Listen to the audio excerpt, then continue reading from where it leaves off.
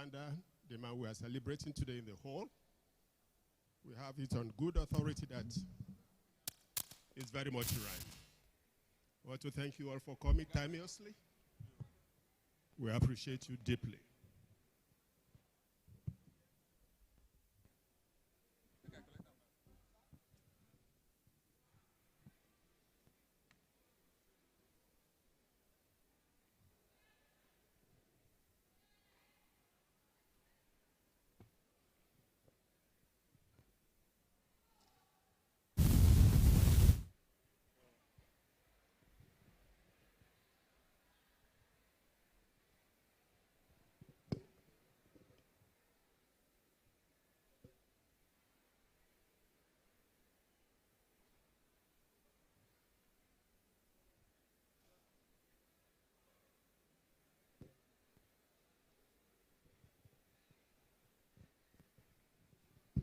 Please, can we settle in very quickly?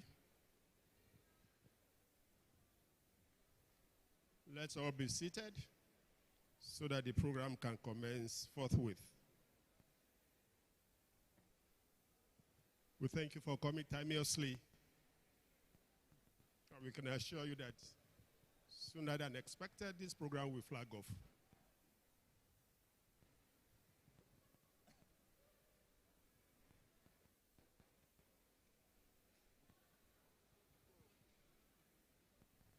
Professor Babalola, please, can you take a seat?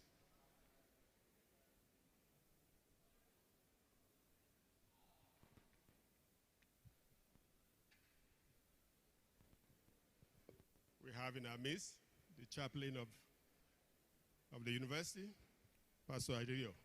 You're heartily welcome, sir.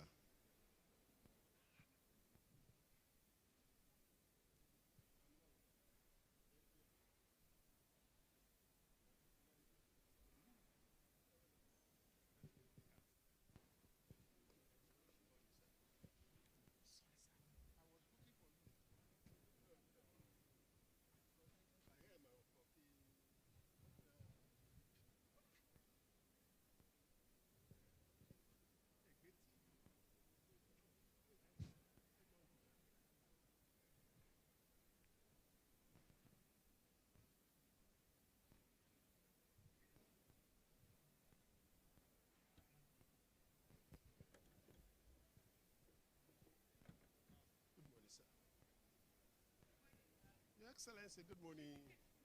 Agami.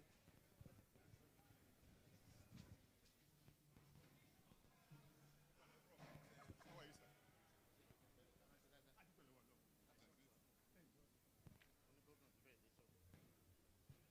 For the honor, Chief Babalola reflects on his journey from a humble background to becoming one of Nigeria's most respected legal practitioners and educationists. Students are doing well, the teachers are doing well, and our abundance is down. The last year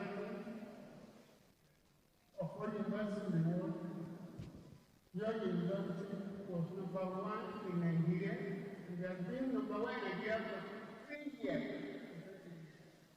Triangle International magazine says its Icon Man of the Year award is reserved for individuals whose lifetime achievements demonstrate exceptional leadership and transformative influence on society.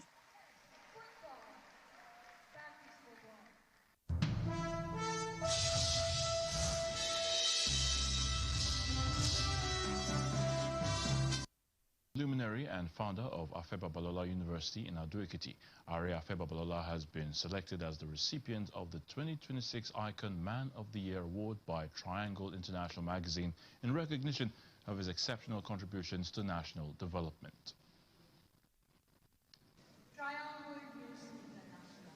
It's another feather on the cap of the founder of Afe Babalola University as he receives another award for excellence and outstanding leadership, the 2026 Icon Man of the Year award given by Triangle International magazine. Dignitaries, staff of Afe Babalola University and students of the school listen attentively as the Vice-Chancellor of ABUAD, Professor Smaranda Onlaride, reads out the letter sent to the legal luminary from the awarding organization. Receiving this award today in the historic city of London is to me a fitting testimony to the transformative power of quality education and impactful education. For the Chief Executive Officer of Triangle International Magazine, Olufemi Salako, the nomination and selection committee had an easy job as Chief Babalola's remarkable accomplishments in legal practice, educational innovation, philanthropy, and institution building in Nigeria and across Africa made his selection unanimous. One of the students, Harrison Obinuchi, echoes these thoughts. He says the Abuad founder has inspired generations of scholars as well as leaders and reformers. As students, we are proud to be beneficiaries of your vision. We are proud to belong to an institution where excellence is not only preached, but practiced daily. Grateful for the honor, Chief Babalola reflects on his journey from a humble background to becoming one of Nigeria's most respected legal practitioners and educationists. Students are doing well, the teachers are doing well, and our budget is down. The last year of all university in the world, your university was #1 in Nigeria, and we have been #1 in Nigeria for 3 years. Triangle International Magazine says its Icon Man of the Year award is reserved for individuals whose lifetime achievements demonstrate exceptional leadership and transformative influence on society.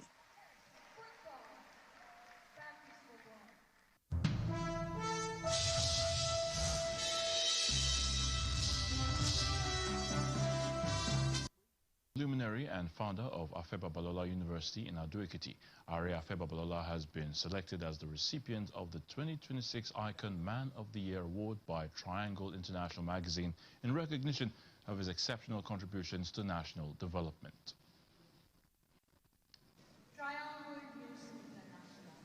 It's another feather on the cap of the founder of Afe Babalola University as he receives another award for excellence and outstanding leadership, the 2026 Icon Man of the Year award given by Triangle International Magazine. Dignitaries, staff of Afe Babalola University and students of the school listen attentively as the Vice-Chancellor of Abuad, Professor Smaranda Olarinde, reads out the letter sent to the legal luminary from the awarding organization.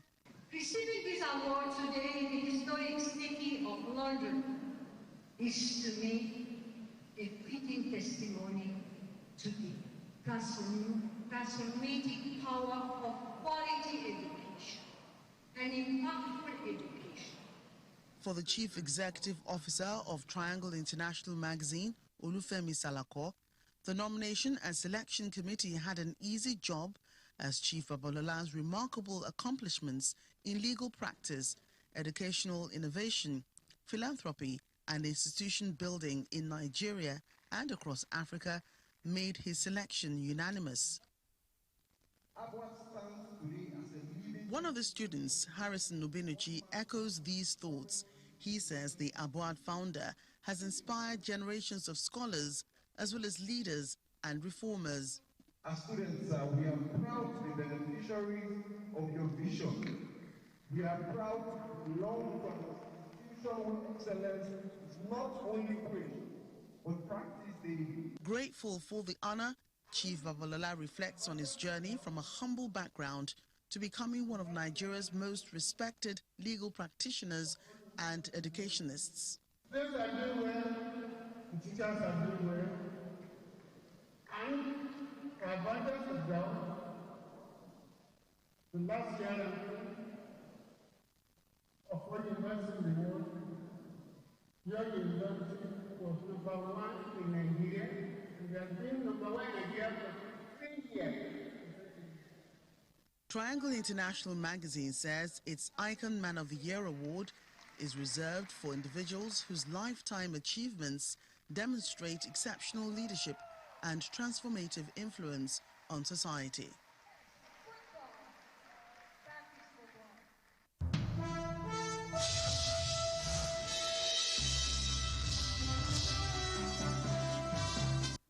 Luminary and founder of Afe Babalola University in Ado-Ekiti, Afe Babalola has been selected as the recipient of the 2026 Icon Man of the Year award by Triangle International Magazine in recognition of his exceptional contributions to national development.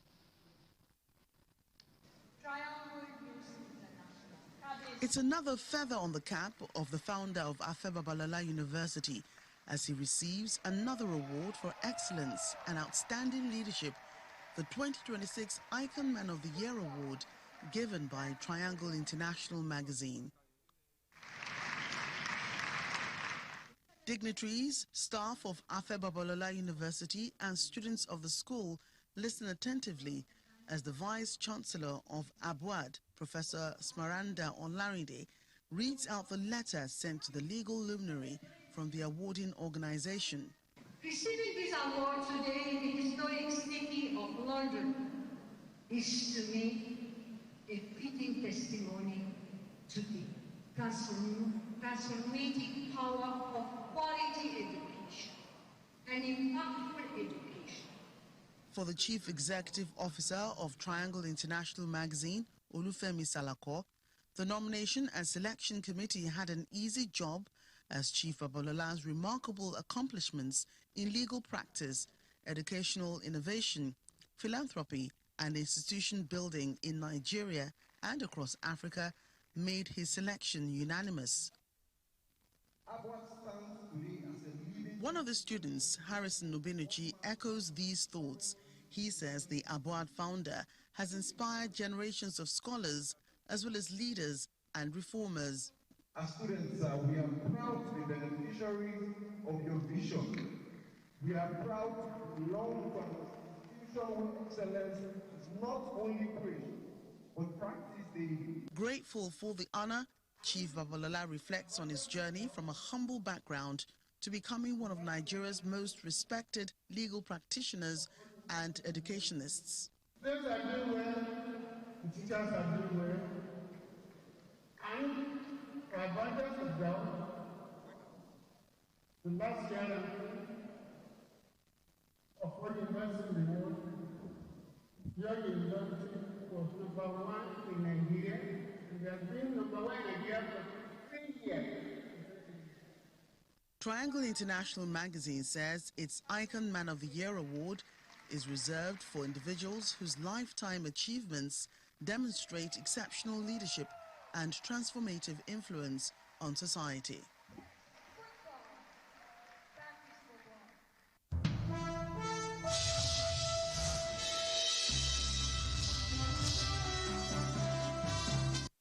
Luminary and founder of Afe Babalola University in Ado-Ekiti, Afe Babalola has been selected as the recipient of the 2026 Icon Man of the Year award by Triangle International Magazine in recognition of his exceptional contributions to national development.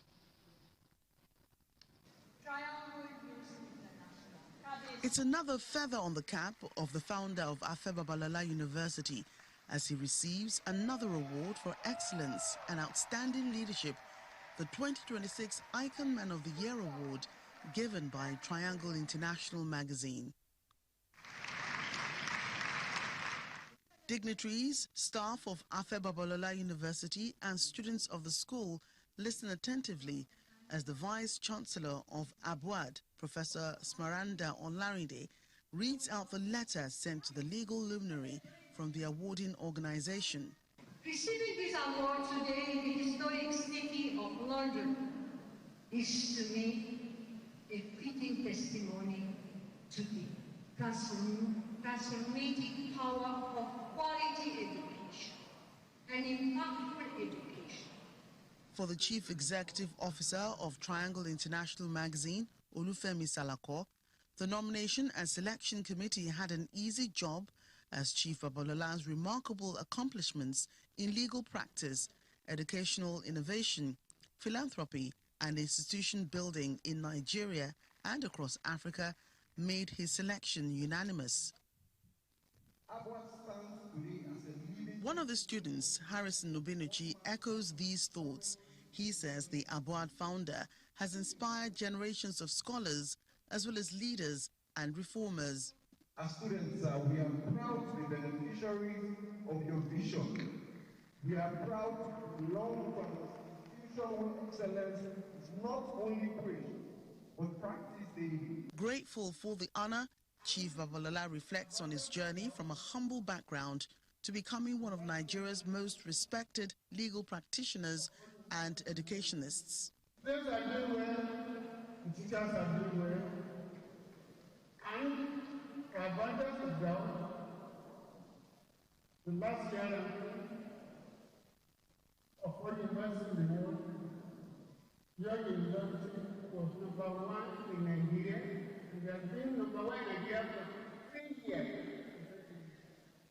Triangle International magazine says its Icon Man of the Year award is reserved for individuals whose lifetime achievements demonstrate exceptional leadership and transformative influence on Distinguished society. ladies and gentlemen, the speaker is very much around. In a moment from now, he will be right here with us in this hall, and the program will commence. We thank you once again for coming timeously. The outing this morning promises to be a memorable one. And you will go back better educated that you have come in this morning. I can assure you. Thank you very much.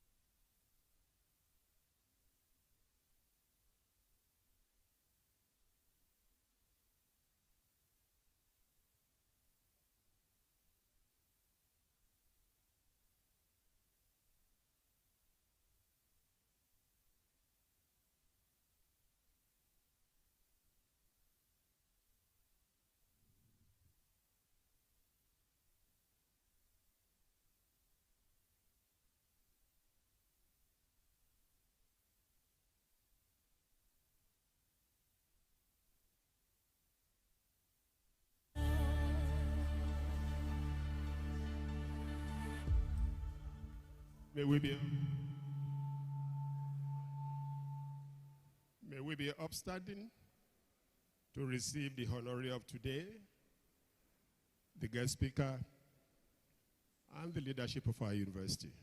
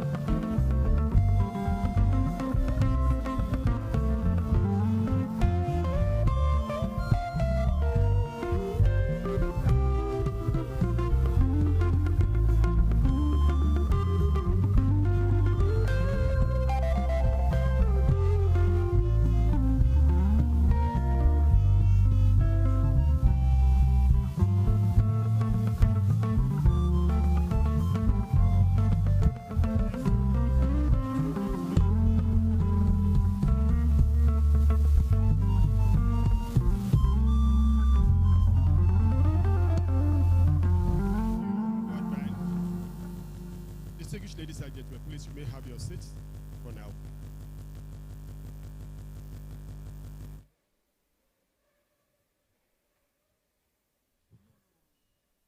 Your Excellencies, the royal fathers in the house, distinguished ladies and gentlemen, on behalf of the founder of this university, the man we are honoring today, his wife, and the leadership of our university, I want to welcome all of you first to this university, the acclaimed leader of all universities in Nigeria in the last 4 years, and rated among the best 100 in the world. In particular, I want to welcome you to the 6th edition of the Distinguished Personality Lecture Series in honor of AARE Afe Babalola. In his wisdom, the Department of Conflict, Peace, and Strategic Studies some 6 years ago introduced this lecture series. And to the glory of God, since then it has been an annual event. But this year's edition is particularly outstanding. Why is it outstanding? It is outstanding because, yes, Abuad is located in Ekiti State. But today, as I'm speaking with you, Ekiti State has been relocated to Afe Babalola University. Why am I saying this? Where the governor is where the state is. And we are blessed, we are happy to have the governor in our midst this morning, not only as a friend of the university, but as a guest speaker today. Your Excellency, you are welcome. At the fullness of time, we will introduce you and present you to the house. Distinguished ladies and gentlemen, to set the ball rolling this morning, may I crave your indulgence to be upstanding so that we can run the series of anthems, starting with the national anthem, Ekiti anthem, and of course, the university anthem, to signal the commencement of this lecture series this morning. I appreciate you. Nigeria, we hail thee, our own dear native land. Though tribe and tongue may differ, in brotherhood we stand. Nigerians old and proud to serve our sovereign motherland.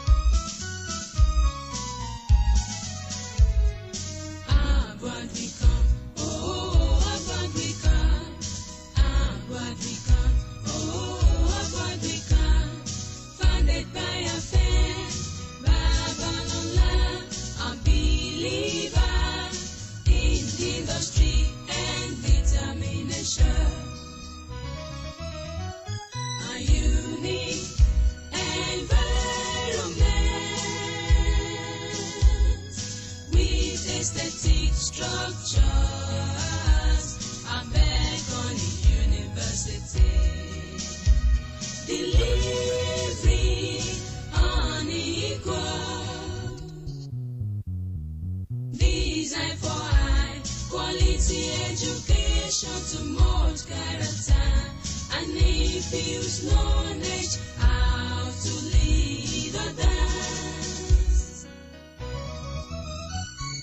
Proud of our brand, the excellence with determination and faith in our broad philosophy of industry, service, and character.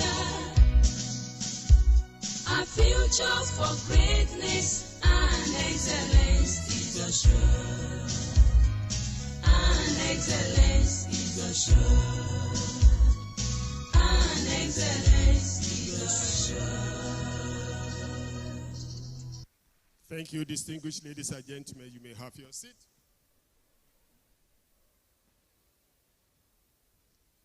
Once again, you are welcome to this university, a university like no other in the country, its young age notwithstanding. Very quickly this morning, I would like to introduce to you some of our leaders in the house this morning. The first person I would like to present to you, distinguished ladies and gentlemen, is the person in whose honor this lecture is taking place and has been taking place in the last 6 years.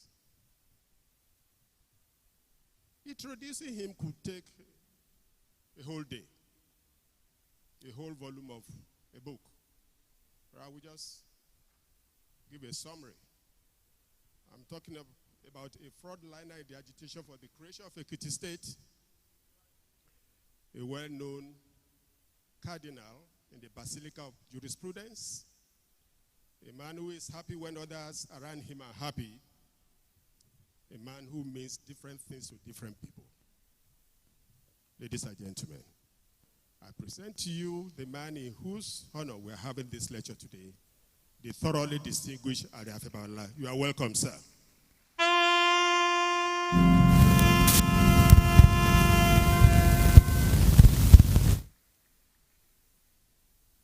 Expectantly seated to his left-hand side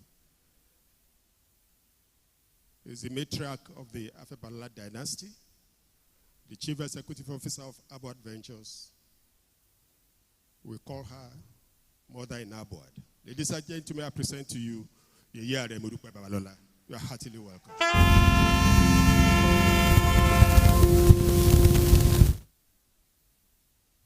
We have in the house the Vice Chancellor of this university, best Vice Chancellor in Nigeria today, a member of the Governing Council of Association of African Universities, a professor of law, Professor Smaranda Olanide. You are heartily welcome, man.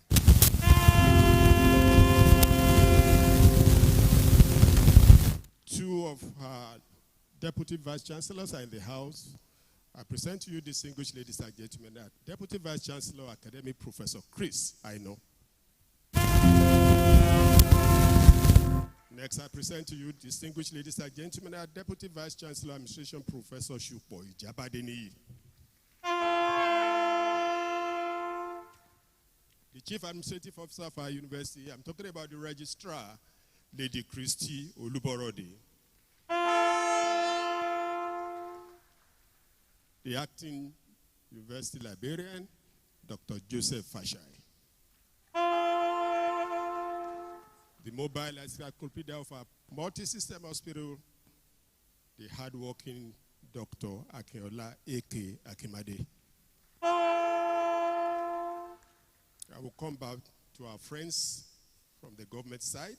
I want to present to you, distinguished ladies and gentlemen, a member of the Governing Council of our university, a teacher, a sportsman par excellence, Professor Afe Babalola. Our Provost College of Postgraduate Studies, Professor Abiodun Ayodele Uju. The highly cerebral Professor and Provost of Engineering, Professor Femi Uniboje. We appreciate you. Our Provost College of Law, Professor Tunde Yebisi, we appreciate you. Thanks for coming. Our Provost College of Medicine and Health Sciences, Professor Louis Odinga, you are welcome. Provost College of Pharmacy, we have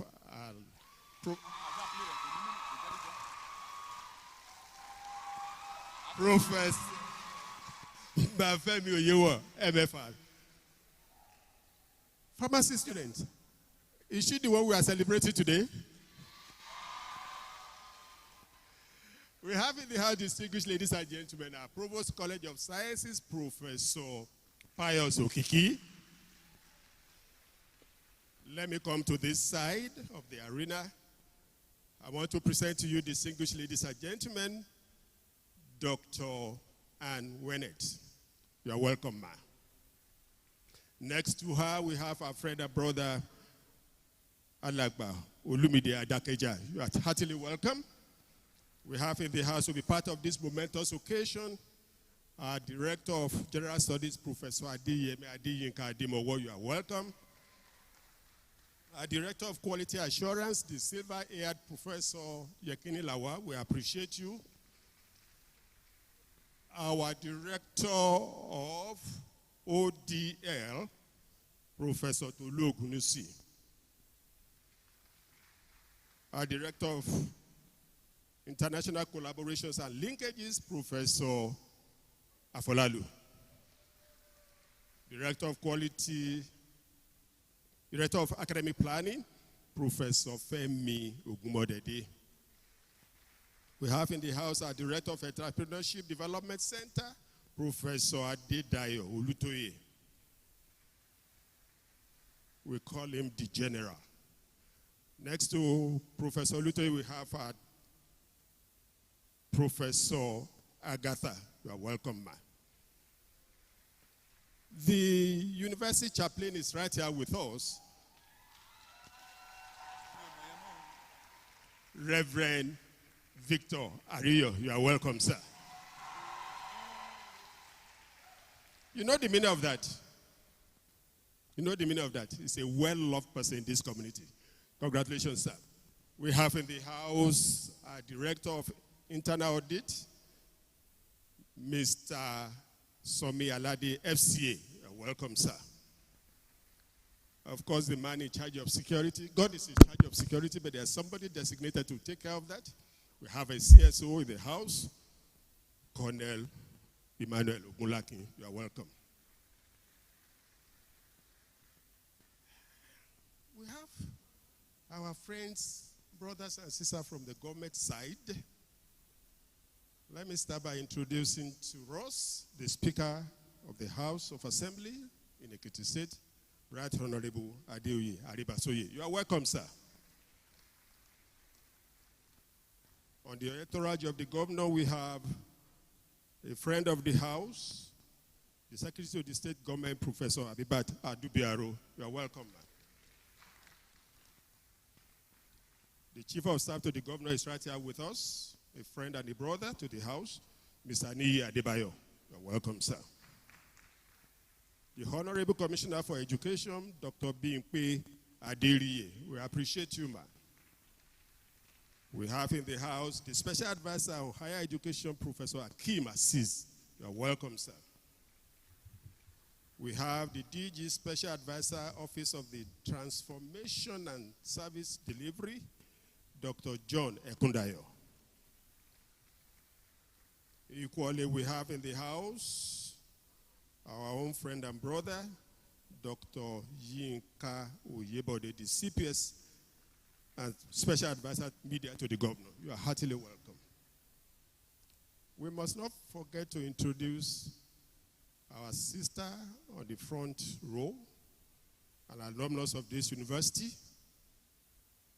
a personal physician to the founder, Dr. Ann Coxon. You are welcome, ma'am. You are welcome, ma'am. To understand the import of this gathering, we have in the house, distinguished ladies and gentlemen, His Royal Majesty Oba Pastor Joel Oloniboadi Onirokura of Irokpara. Kabiyesi, you are welcome, sir. And all our friends, brothers and sisters from abroad, we appreciate you. Members of the press, thank you for always being there with and for us. And of course, the great Abba students, you are heartily welcome. I'm sure some of us may be surprised that I'm introducing the governor last. It's deliberate. The Yorubas will always tell us that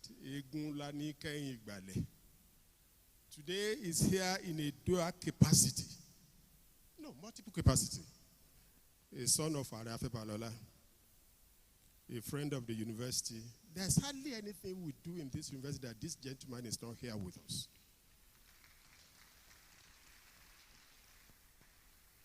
His selection, his appointment, what other word? To give the lecture today must have been ordained by God himself. Distinguished ladies and gentlemen, I present to you the speaker for today, a nationalist of deepest dye, a consummate administrator, an apostle of decency who wears humility like a second skin, a personification of the Yoruba ethos of Omoluabi. Ladies and gentlemen, I present to you the governor of this state, the speaker for today, Mr. Biodun Oyebaji. You are heartily welcome, sir.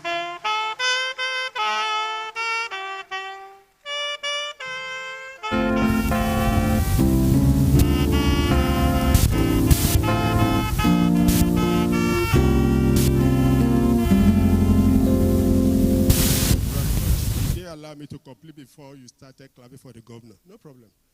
They call him Bow. Bow. Sir, I bow for bow.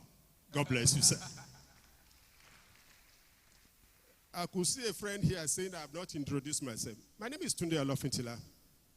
I'm your anchorman this morning. They call me a name. I won't mention it here. God bless you. Distinguished ladies and gentlemen, with that sorted out, may I, with your permission, humbly request our Vice Chancellor to please welcome the totality of us to the house this morning. Let's celebrate the Vice Chancellor, please.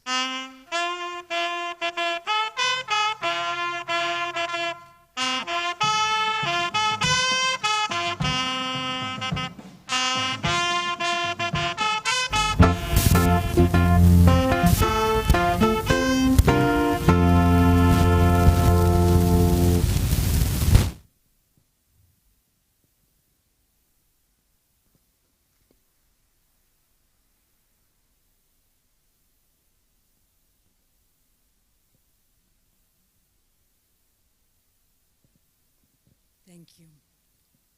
What a beautiful morning. Today is a especially beautiful, amazing morning because the race of our Excellency, the #1 person in the state, our Executive Governor, is here with us. We greet you, sir. Kabesi, the iconic, legendary personality that has branded not only an institution, has branded the halls, has branded the beautifully manicured environment, has branded us, is branding our students and the future. Please, Your Excellency, my founder, permit me to adopt the already well-established protocol. I'm particularly delighted today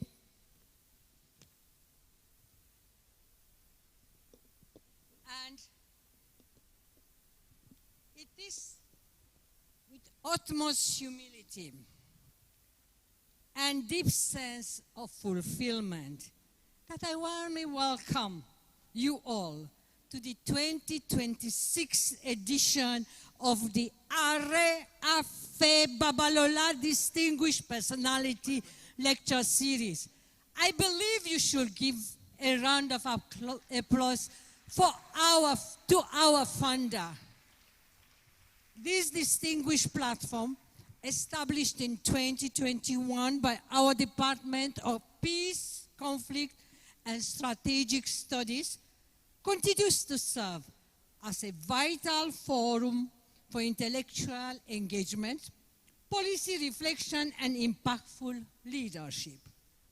It is a fitting tribute to honor the indelible and outstanding accomplishment of our highly revered founder, the father of many of us, grandfather of even much, much more, the Chancellor, Afe Babalola, OFR, CON, SEN, fellow King's College London, and many, many more, the Baumofi of Yoruba land, whose life and legacy remain a guiding light for this institution and a model of transformative leadership in Nigeria, across the African continent, and in the world indeed.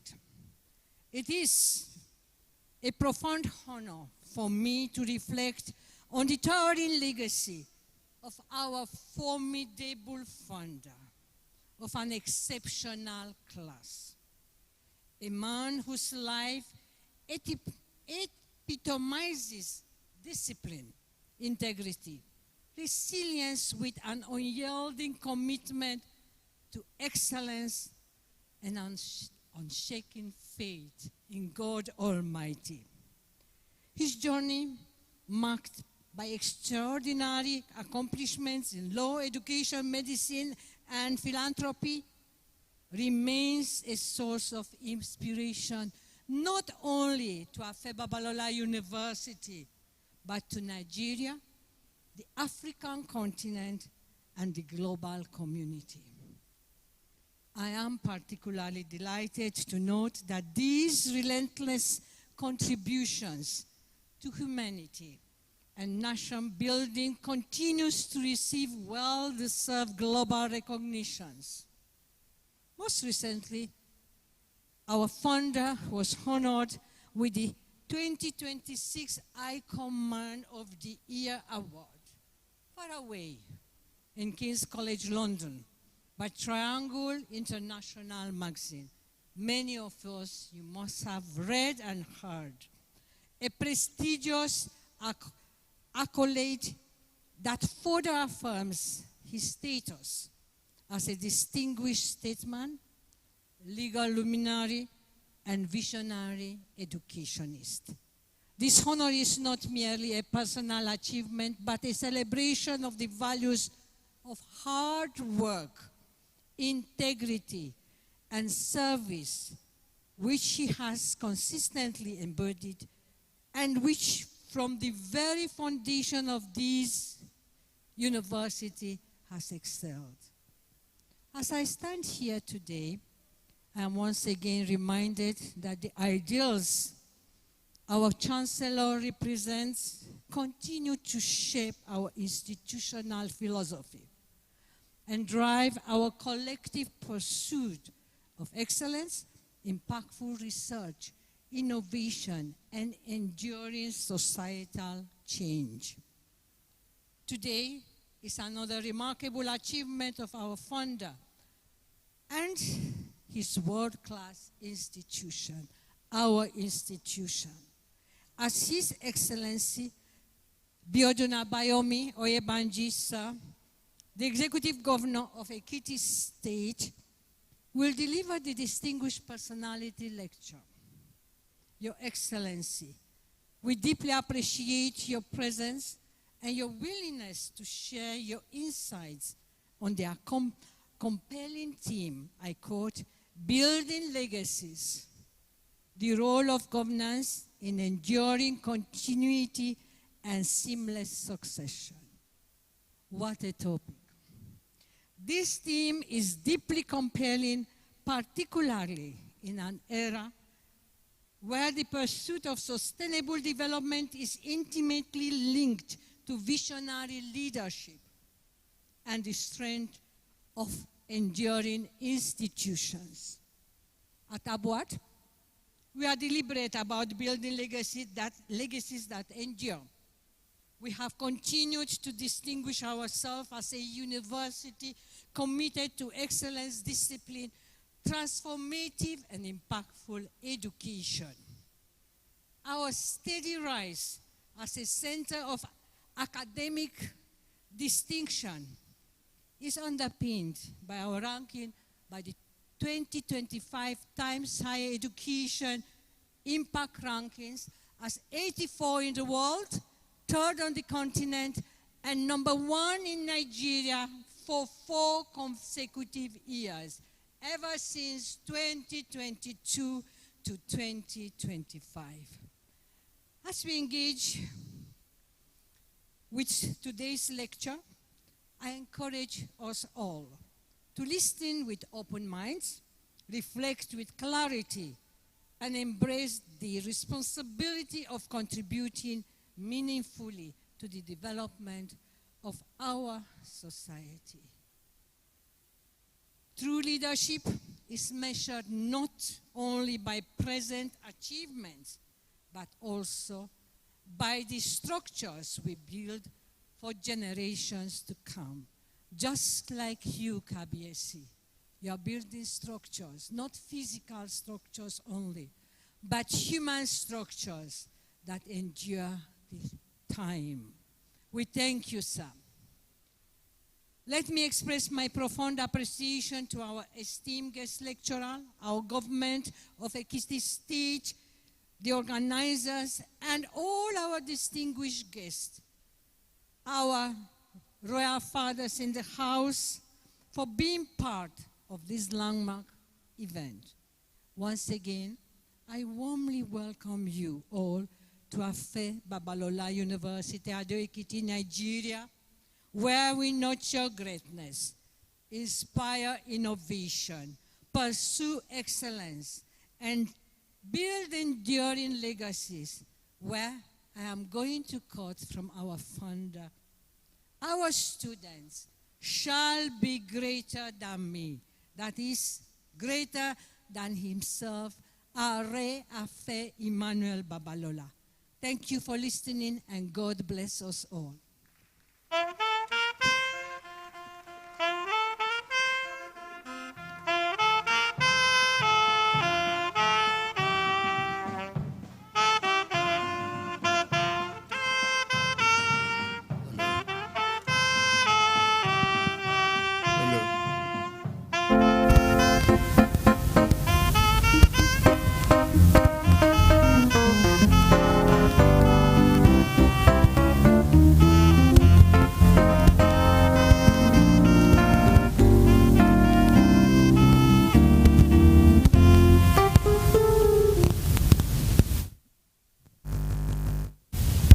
Your Excellencies, distinguished ladies and gentlemen, now that the Vice Chancellor has set the tone and tenor of this meeting this morning, may I, with your permission, invite the UNESCO Co-Chair on Peace and Citizenship, Professor Obi Onyiloye, to tell us the essence of the day and how it all began. Let's celebrate him. Professor Onyiloye, please.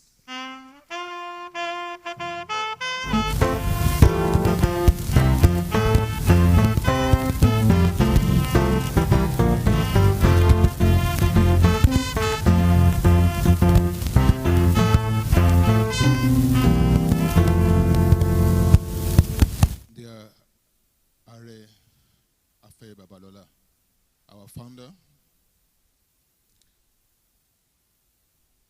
Your Excellency, the Executive Governor of Ekiti State, Dr. Biodun Abayomi Oyebanji, AARE, and all the protocols duly observed. I am here to tell us why we are here for this occasion. Your Excellency, the Executive Governor of Ekiti State, the AARE Afe Babalola Distinguished Personality Lecture Series was instituted in 2020 by the Department of Conflict, Peace and Strategic Studies and the UNESCO Chair for Peace and Citizenship in Afe Babalola University.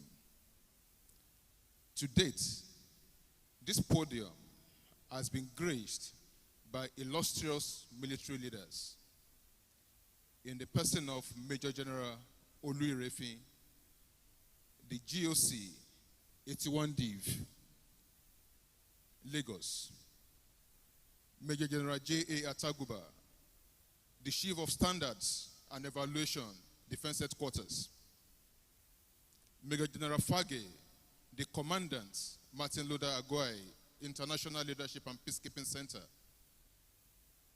and most recently, Major General John Ochai, the Commandant of Nigerian Defense Academy. Your Excellency, you stand today as the 5th distinguished personality and notably the first political leader to deliver this lecture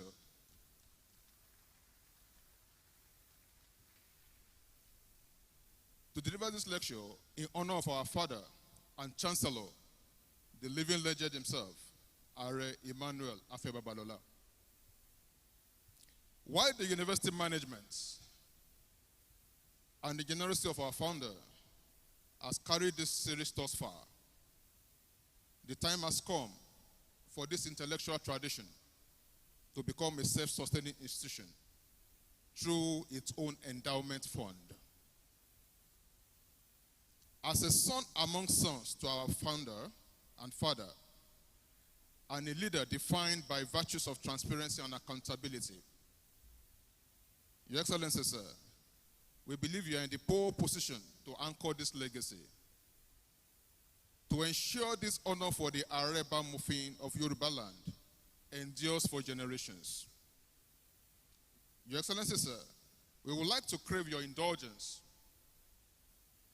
to humbly request that you kindly take the first shot by making your pronouncements towards the sustainability of this series in honor of your father, AARE Emmanuel Afe Babalola. And I most sincerely thank you for understanding once again, sir. So we would like to hear from you, Your Excellency, sir, briefly, sir.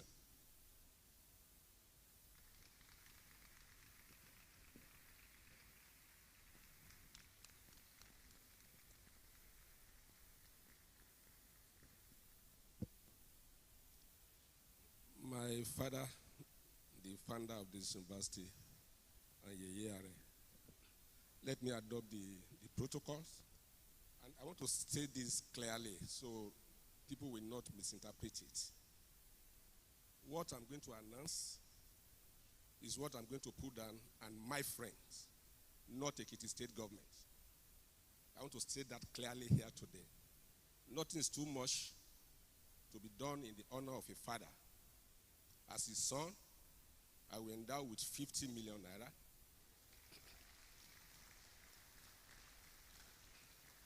Personally. And I will also talk to my friend to add another 50 million naira. Thank you.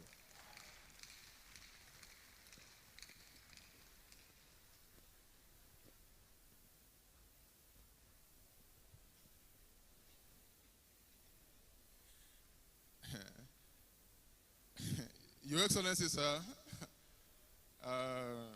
we are very, very elated at this pronouncement, and we want to, please, the university community, I would like the students to rise up. All the university community of Afala, please, I want us to be upstanding and render our song of appreciation to His Excellency for this notable contribution to the honor of our founder.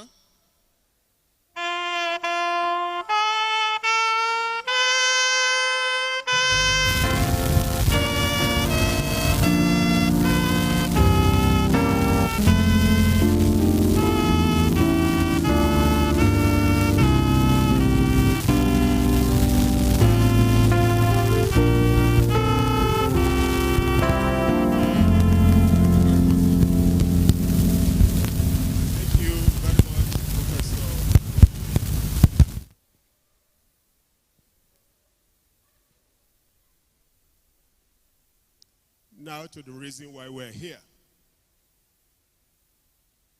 The 6th edition of the Afe Babalola Distinguished Personality Series to be delivered by no other person than the Executive Governor of the state, His Excellency Governor Biodun Abayomi Oyebanji.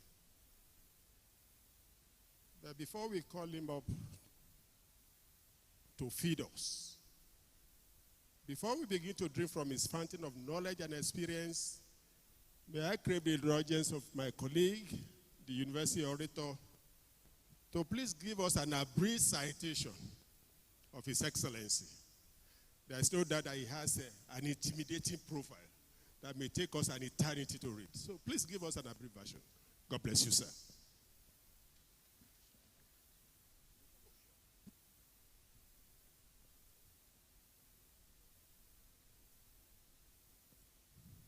Distinguished Chancellor, may I please ask that the distinguished personality lecturer of today, Governor Biodun Abayomi Oyebanji, please come to the podium. Thank you very much. Please put your hands together for His Excellency.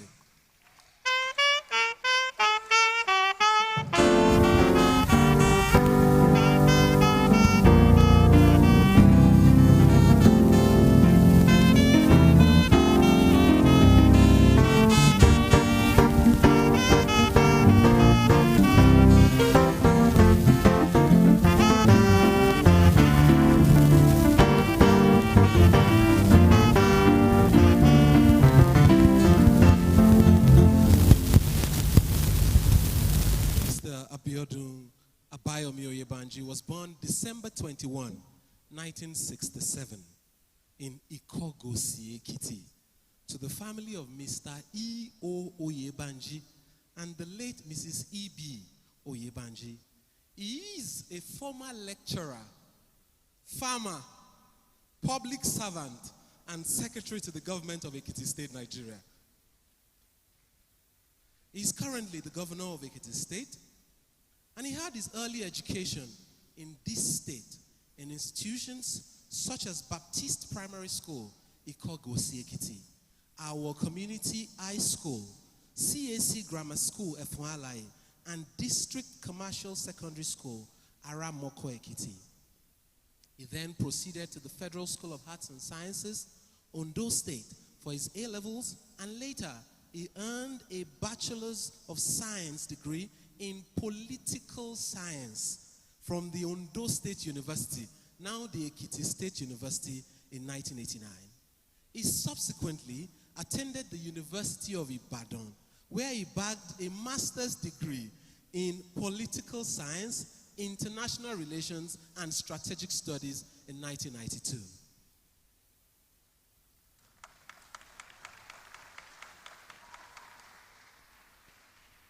He started his career in the academia as a lecturer in the Department of Political Science, University of Ado-Ekiti, where he worked for 4 years before moving on to the financial services industry, serving as manager, treasury, and financial services at the defunct Omega Bank PLC, now Heritage Bank. His Excellency, Governor Biodun Abayomi Oyebanji, is one of the distinct leaders that the state and the nation has had. Under his watch, Ekiti State has emerged top in some developmental indices. These include first position in Budget State Fiscal Transparency League. Under his watch, the state has also been ranked first in the PSLI Subnational Audit Efficacy Index.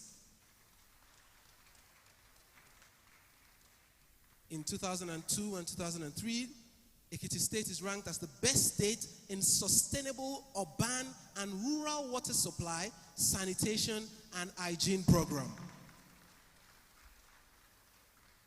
Ladies and gentlemen, His Excellency has put Ekiti State on the world map and national rankings, as Ekiti is ranked as the state with the second lowest out-of-school children in Nigeria.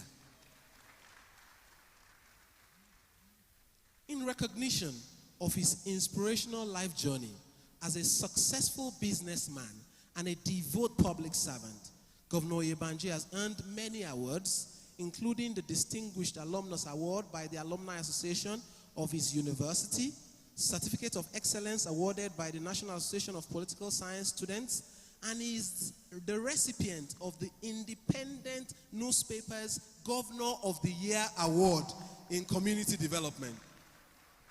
the New Telegraph newspaper's Governor of the Year Award in Good Governance and Grassroots Development.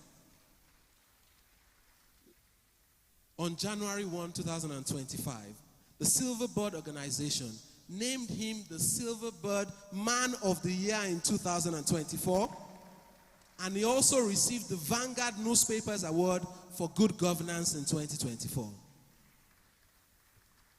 Not just all in the past.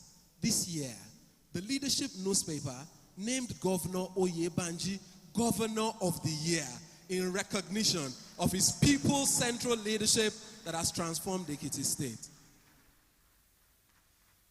Governor Biodun Abayomi Oyebanji is married to Dr. Olayemi Oyebanji, Professor of Educational Management at the University of Ibadan, with over 80 publications in the field of institutional administration, higher education, quality assurance, human resource development, and leadership in education. Ladies and gentlemen, His Excellencies, the Chancellor, I present to you the AARE Afe Babalola Distinguished Personality Lecturer of the Day, His Excellency, Governor Biodun Abayomi Oyebanji, a tenacious leader, a perfect gentleman, a kind-hearted servant leader, visionary, pioneer, compassionate and resolute leader to deliver today's distinguished personality lectures. Thank you, His Excellencies.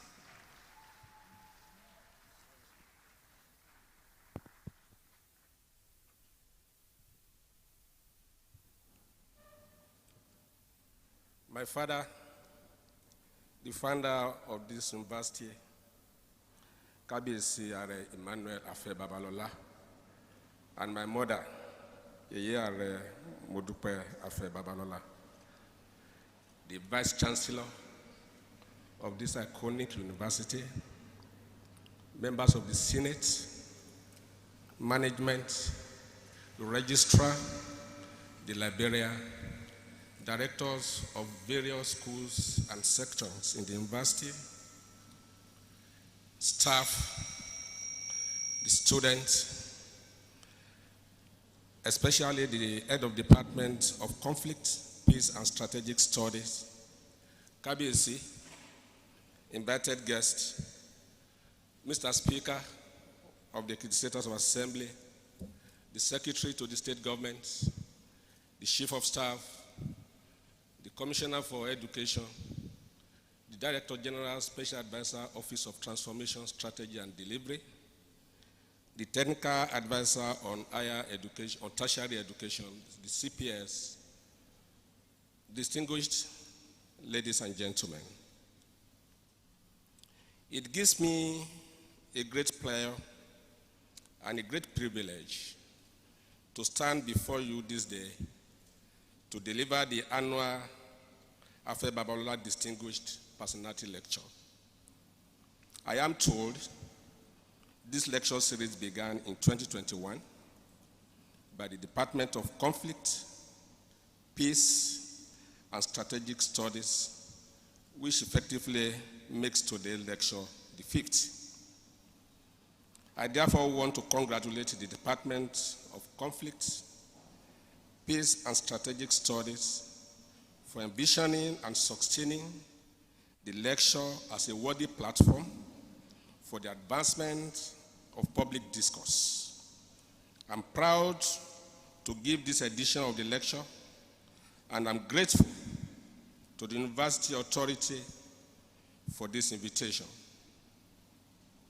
Ladies and gentlemen, let me begin by using this opportunity to pay tribute to my father, an iconic personality in whose honor this lecture was instituted, AARE Afe Emmanuel Babalola, a man whom God is truly with, a highly respected Ekiti patriarch, a very distinguished Ekiti elder statesman, an archbishop in the legal temple, a towering national and international figure, a devout church patron, and one of the most iconic African achievers of modern era.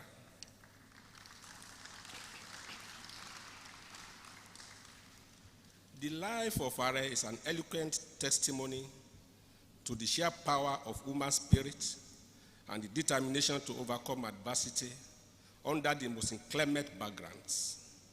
Here is a man who rose from the ashes of obscurity and stamped his presence in the consciousness of the world as the legendary legal luminary of all times.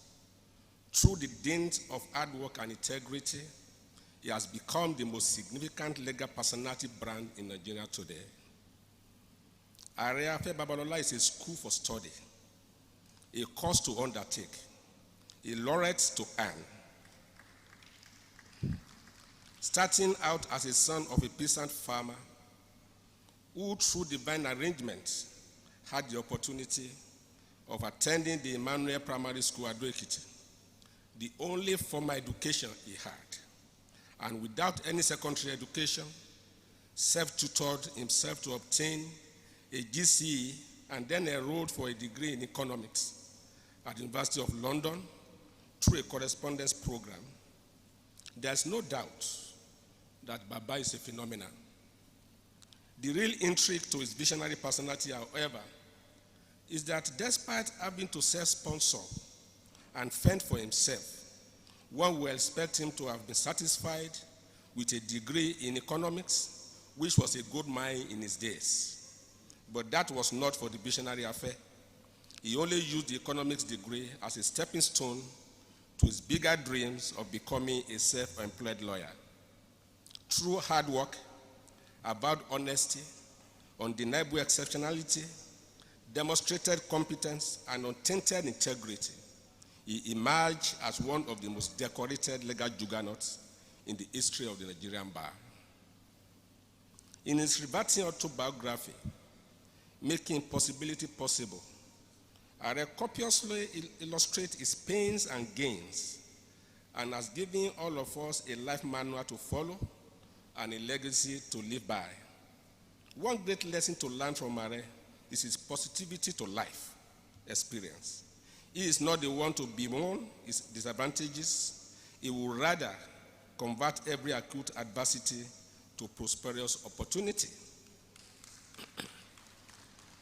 This remarkable university, Abuad, and its allied conglomerate are eloquent illustration to this positivity disposition.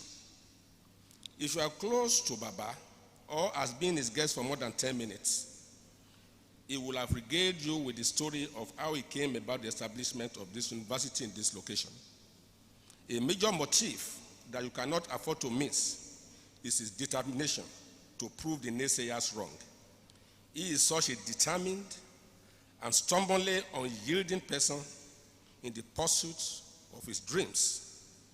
His personal motivation was, still is, to create a citadel of excellence and local impact and global relevance. And if you listen to the Abuad anthem, that encapsulates his vision. Abuad, a university on the move. Today, there's hardly any doubt that he has achieved this within the last 16 years of this university's existence. And there are many evidence to justify this. Apart from the reputation of Abuad as a university of choice for many diaspora Nigerians who want their children to acquire higher education in Nigeria, the university is noted for coming top in critical professional examinations, such as those of Nigerian Legal Education System, National Medical and Dentistry Council of Nigeria, Institute of Chartered Accountants of Nigeria, Council for the Registration of Engineers in Nigeria, amongst other notable professional organizations. Just recently, the university is ranked amongst 100 top global universities in the world, third in Africa, and first in Nigeria by the Times Higher Education Impact, a position the university has consistently maintained since 2022 to date, and the Vice Chancellor alluded to that in her opening speech. The Abuad Independent Power Project, a 50 billion power plant that produces about 5 megawatts, which has made the university energy sufficient, independent, and efficient is another testimony to the forward-looking vision of the university. As a result, this has rubbed off on the enviable success of Abuad Industrial Research Park, Abuad Farms, the Abuad Multi-System Medical Hospital, a hospital that has become a reference point in sub-Saharan Africa. The university, as through competent management, established a cluster of integrated systems which has brought about internal economies of scale, backward and forward integration and cost optimization. The result is a university that is already self-sustaining, fast-growing, and leading in its core mandates. I therefore want to congratulate once again the founder, the university management, the staff and students of this amazing institution on this remarkable achievement already made, the goodwill and incredible potential of the university in the future to come. The university is clearly on the move to be the best at all times, as it has not only challenged older generation university, it has overtaken many of them in performance assessment. The university is not only leading in teaching and learning, it is leading in research, impact, innovation, reputation, and global presence. It is also becoming a model for the 21st century Nigerian university. Congratulations to you all.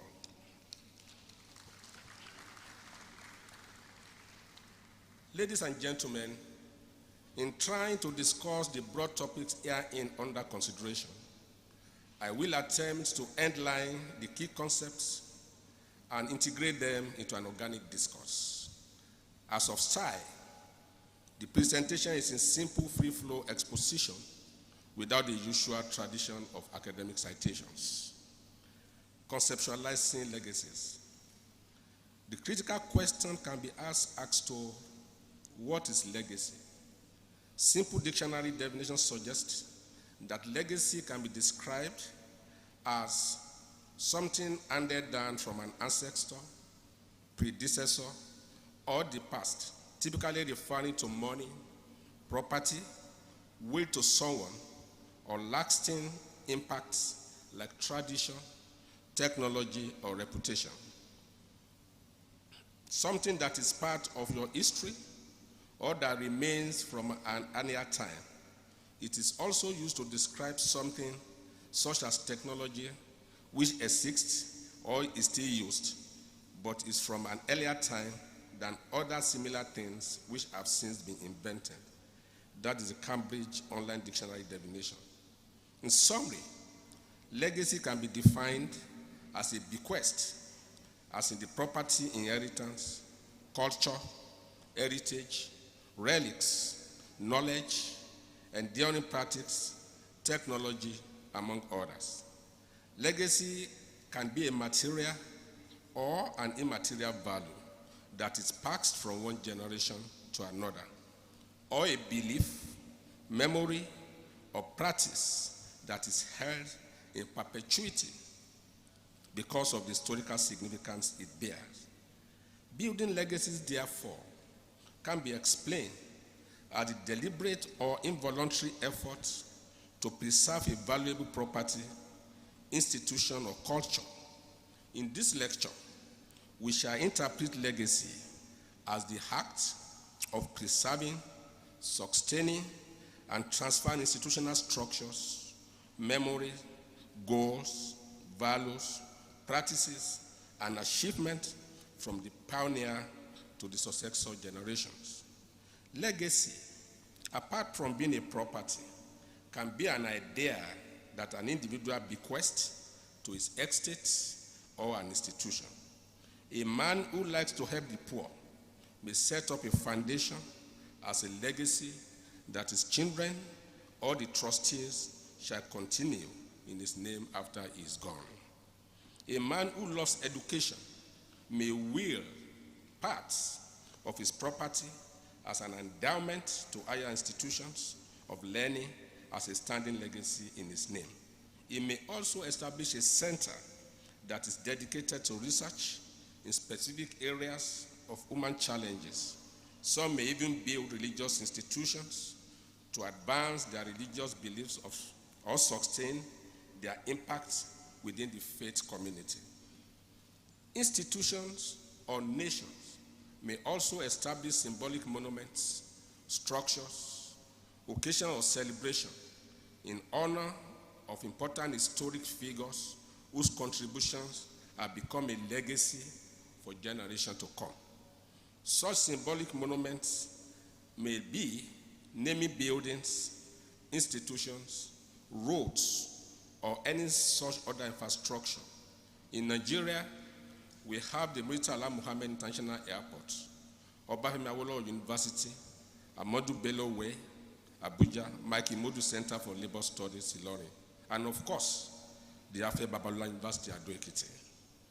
Within the Christian Orthodox traditions, there are many Christian patriarchs that have been canonized and celebrated on dedicated days. We have such days as St. John's Day, St. Valentine's Day, St. Patrick's Day, St. Augustine's Day, among other great Christian patriarchs whose legacy are celebrated on such solemn occasions. Governments at state and federal level also celebrate the legacy of independence from colonial rule, anniversary of state creation, as we have in Ekiti, and recently, the Afe Babalola Day being celebrated in Ado-Ekiti. This day signifies major historical events which are kept as important legacy to the next generation. Building a successor generation. According to Simon Sinek, a leader's legacy is only as strong as the foundation they leave behind that allows others to continue to advance the organization in their names. It is often said that a predecessor without a worthy successor is a failure. This is because great visions and achievements that are not continued are like a rose flower left in a scorching sun to etiolate. Similarly, a successor that is not committed to the visions and ideals that catapult him to the position of leadership is like a rapist and a dissembler who took advantage of an innocent trust. As it is said, you cannot reinvent the wheel. You only need to expand the use of the wheel. As a people, we cannot continue to start afresh as we have no memory, as if we have no memory. So, as a leader implements his vision, he must have a succession plan that will sustain the vision. Similarly, to transform the vision of a leader to an enduring legacy, the leader must have a layer of passionate, capable, dedicated, and committed lieutenants who not only believe in the vision, but are committed to its continuation and improvement. This is how a legacy can be built. Let me give a practical example.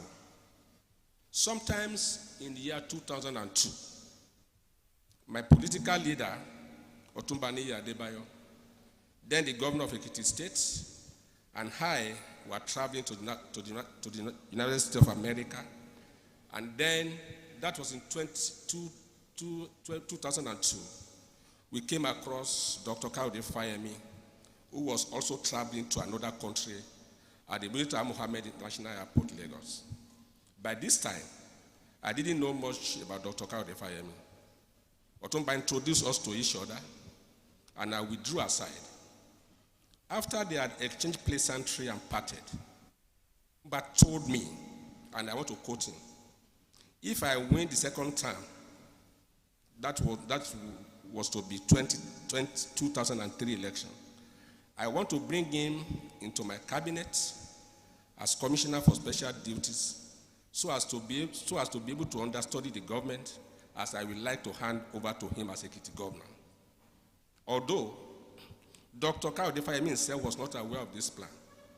It was a secret between Otumba and I. Unfortunately, Otumba lost the 2003 elections, and when he had the opportunity to recontest in 2007, he sought for Dr. Kayode Fayemi instead. In other words, right from 2002, Otumba Adebayo had already signposted his succession plan, and he was on hand to put in place a strategy to actualize it. And when the political outcome delayed the plan, he remained committed to its actualization in 2007. The second example relates to myself. When Dr. Fayemi became the governor in 2010, many envisaged that I would get what was referred to as grade A or juicy appointment. But contrary to such expectation, the governor posted me to a newly innocuous ministry called Ministry of Regional Integration and Intergovernmental Affairs as the Pioneer Commissioner. Many saw the posting as a punishment, but I took the challenge, and God helping me made a noticeable impact that greatly impressed the governor. When the World Bank, as part of the public sector transformation programs in Ekiti, saw the nomination of a person to head a proposed Office of Transformation, Strategy, and Service Delivery, the governor again nominated me as one of those to be interviewed for the position. And I was eventually selected after a very rigorous exercise. Again, I became the Director General of the office, which was at the center of overhauling the public service delivery and institutional reformation of the state government in its entirety. This enabled me to understand every aspect of governance. Not too long after, the state wanted to transform the Ministry of Budget and Economic Planning in line with the World Bank requirement. Again, the governor posted me there to oversee the transformation. And for those who know, budget and economic planning is very strategic to the development vision of any government. Unfortunately, he also lost his re-election in 2014. When he returned in 2018, I was surprised to hear that I had been appointed as the secretary to the state government, even though Dr. Fayemi did not tell me or anybody about his succession plan. It was clear he had a plan. As the secretary to the state government, he ensured I was deeply involved in the key decision-making and present in critical meetings of government. I must state that I was not the only person so privileged, but it was clear he had deliberately prepared some of us without discussing it with anyone. The key thing to note is that succession plan must be deliberate, even though it could be kept secret to avoid undue rivalry and conflict. The successor generation must understand the vision, be part of the challenges and successes, and be a strategic participant. Above all, the successor must have been tested and hand the trust to take the banner forward. Let's quickly check once again my own example. Distinguished ladies and gentlemen, let's backtrack to Otumba Adebayo's administration between 1999 and 2003. My first appointment was as special assistant to Otumba Adebayo. Later, I was elevated to special advisor of cabinet rank, the youngest in the cabinet then, and I also ended as chief of staff to Otumba Adebayo. So in 3 years, I had 3 different political appointments. I'm going somewhere. In 4 years of governance, Fayemi first tenure between 2010 and 2014. Remembered, Otumba left in 2003, 2003. Governor Fayemi came 2010 to 2014. I also had 3 different political appointments under Governor Fayemi. First, as Commissioner for Integration. 2, Head Office of Transformation, Strategy and Delivery. The third one, Commissioner for budget, economic planning, and service delivery. In Fayemi's first time in office, I also had 3 different political appointments. Remember, under Nija Adebayo, I had 3 different political appointments in 4 years. Therefore, having 3 different political appointments within 4 years under 2 different administrations couldn't have been a mere coincidence, but a recognition of ability to add value to governance. Therefore, to build a successor generation, especially in private organizations, the legacy builder must undertake some of the following. 1, create a transcendental vision, ideas, or values that's transferable to the next generation. 2, create an enduring system that is independent of the individuals within the organization. 3, establish an institutional framework for rewards, incentives, and discipline. 4, establish a control and compliance mechanism. 5, establish a disciplined corporate governance system. 6, induction and continuous training for the staff. 7, strict corporate branding and internalization of corporate character. 8, mentorship and successor transition framework. I want to end this section by emphasizing that there's no one fit-for-all strategy for all leadership situations. Organizations and the nature of their structures will normally influence the directions of leadership recruitment strategy. One important policy that every organization should bear in mind is that he who cannot get to the top should never be recruited to start. I want to repeat. He who cannot get to the top should never be recruited to start at the bottom of the officer's cadre. The day an officer is recruited, he must be so recruited because he has what it takes to lead the organization in the future. I must state that political leadership is in many senses different from private organization. Similarly, one must remark that in a multi-party system, the succession plan could be very uncertain as electoral outcomes can be quite unpredictable. In spite of this uncertainty, a good visionary leader will always have a plan in place so as to sustain his vision and legacy. Good governance and continuity. Even though the principle of good governance is applicable in all corporate leadership situations, it is often associated with government institutions. I would therefore want to look at good governance from the public sector leadership perspective. The idea of good governance stemmed from the United Nations definition of how public administration should be conducted.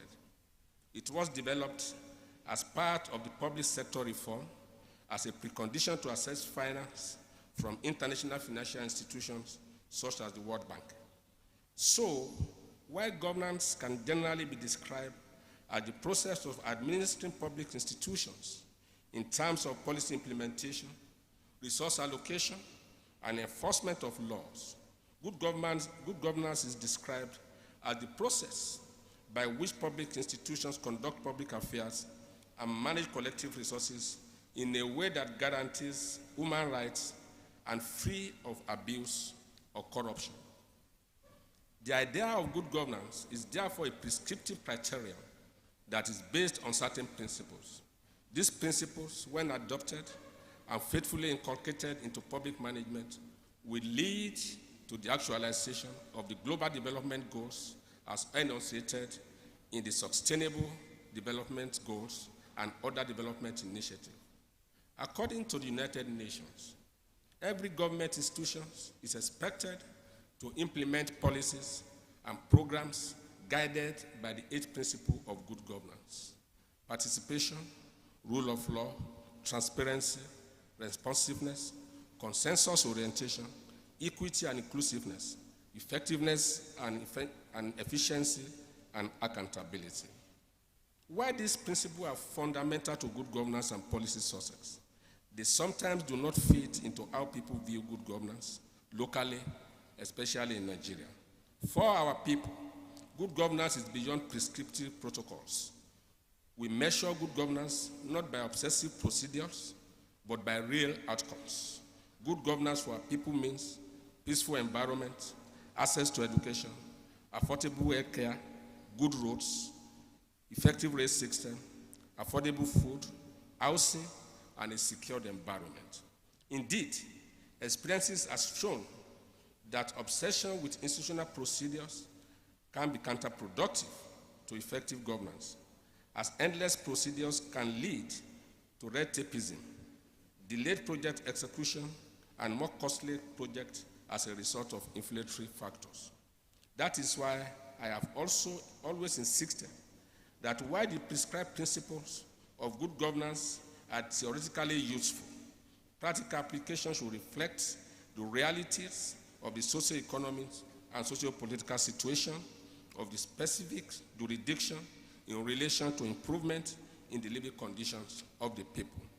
It is for this reason that as a state, we have a legacy document plan that was published, presented in 2022, the Ekiti State Development Plan 2022 to 2050. This document highlights the development priority of Ekiti State in the next 30 years. This document draws copiously from the SDGs and other national development suggestions.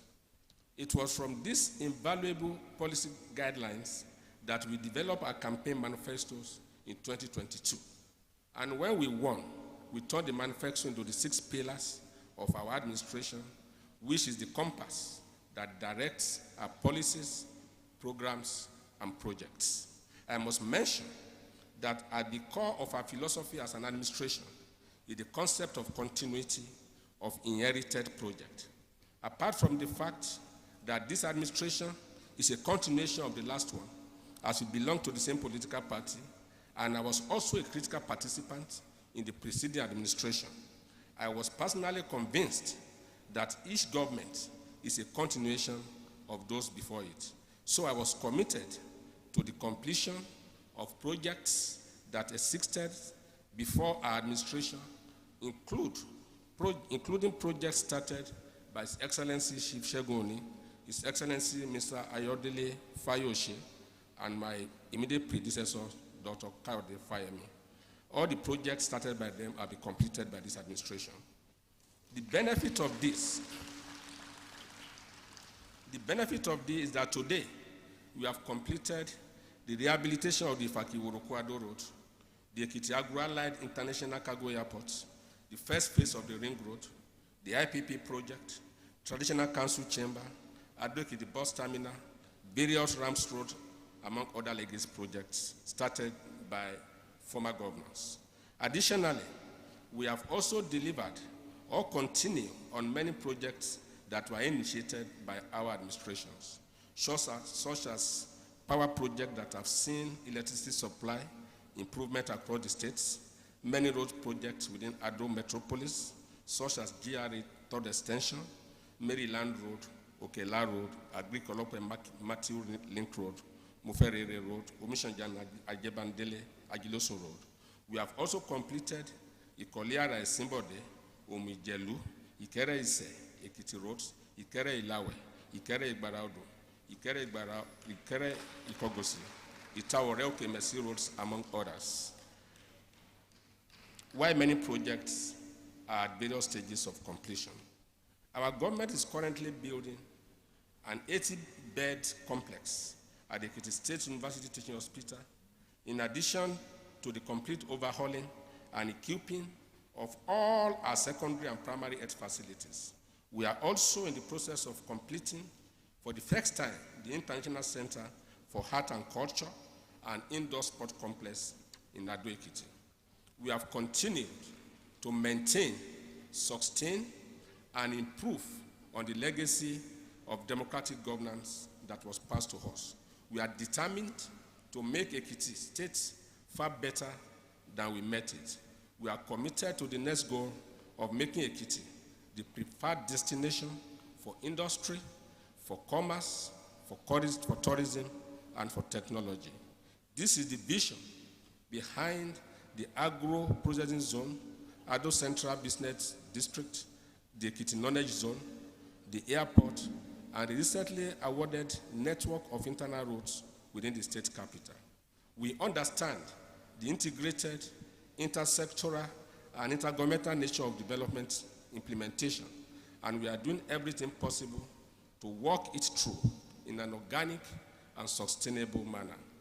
Beyond those aforementioned, however, I must mention that a Transition Law 2022 also mandates the continuation of government projects by the succeeding administration. Indeed, it is the only state with such legislation which forbids abandonment of projects by succeeding administration. Institutional frameworks like these are the greatest strengths to preserve a people's legacy. It is therefore my considered opinion that the best way to preserve legacy and ensure continuity is through the establishment of institutional systems that carry on seamlessly without the presence of the pioneers. There is definitely a lot to say about Ekiti governance and the imperative of continuity. I will, however, not want to further prolong your listening patience. I therefore want to end this lecture by highlighting the legacy of Afe Babalola as an exemplar and model for all of us. In the course of this lecture, I have highlighted the meaning of legacy and how we can entrench good ideas for prosperity. I have also mentioned some of the strategies through which great people's legacies are preserved. So let's conclude with the legacies of Afe Babalola. One, legacy of hard work. One of the greatest legacies of Baba is his unrepentant belief in hard work as the surest path to success and prosperity. Every step taken by Are is a pointer to a strong belief in hard work and the power of positive thinking. Or how else can you explain his establishing of a university at an advanced age of his life? A feat many would have considered as crazy at that time. In the legal profession, Emmanuel Chambers remained a reference point in jurisprudence and advocacy. It has produced so many senior advocates, judges, attorney generals, including the present attorney generals of the Federation and the Minister of Justice. Legacy of education. For example, Afe Babalola did not have the privilege of a formal education. He has left humanity with the legacy of establishing primary, secondary, and one of the fastest growing universities in Africa. This is apart from different endowments and infrastructure donations to public institutions such as University of Lagos, the Federal Polytechnic Ado-Ekiti, to mention a few. He was also instrumental to the establishment of the Federal Polytechnic Ado-Ekiti and the Ekiti State University, Ado-Ekiti. Legacy of investment in health. Afe Babalola remembered the hard-sought child mortality did to his infant siblings, many of whom did not survive. He remembered how his father died suddenly, an incident that nearly ruined his future, all because of lack of medical facility during his growing age. Today, Are has given humanity Africa's most celebrated medical hospital, the Abuad Multi-System Hospital and its annexes. The legacy of agriculture. The Abuad farms speak to his belief in the power of agric as a tool for self-reliance and wealth creation. The farm is one of the best in Africa with its array of farm products. Another agricultural legacy is the annual Abuad Agric Show, where he encourages farmers from all local governments to showcase their products and empower them on a yearly basis. Legacy of empowerment. Are remembered how lack of funding nearly deprived him of a higher education. He has instituted different scholarships and empowerment schemes for the children of the downtrodden. Through this, he has empowered so many individuals and cooperative society to start a trade or improve their commerce or further their education. The legacy of Ekiti State. The Ekiti State, which I'm privileged to lead today, is one of its enduring legacies. With other Ekiti patriots and patriarchs, it is to eternal credit that its wide network of goodwill, personal commitment, and resources was partly responsible for the creation of Ekiti State in 1996.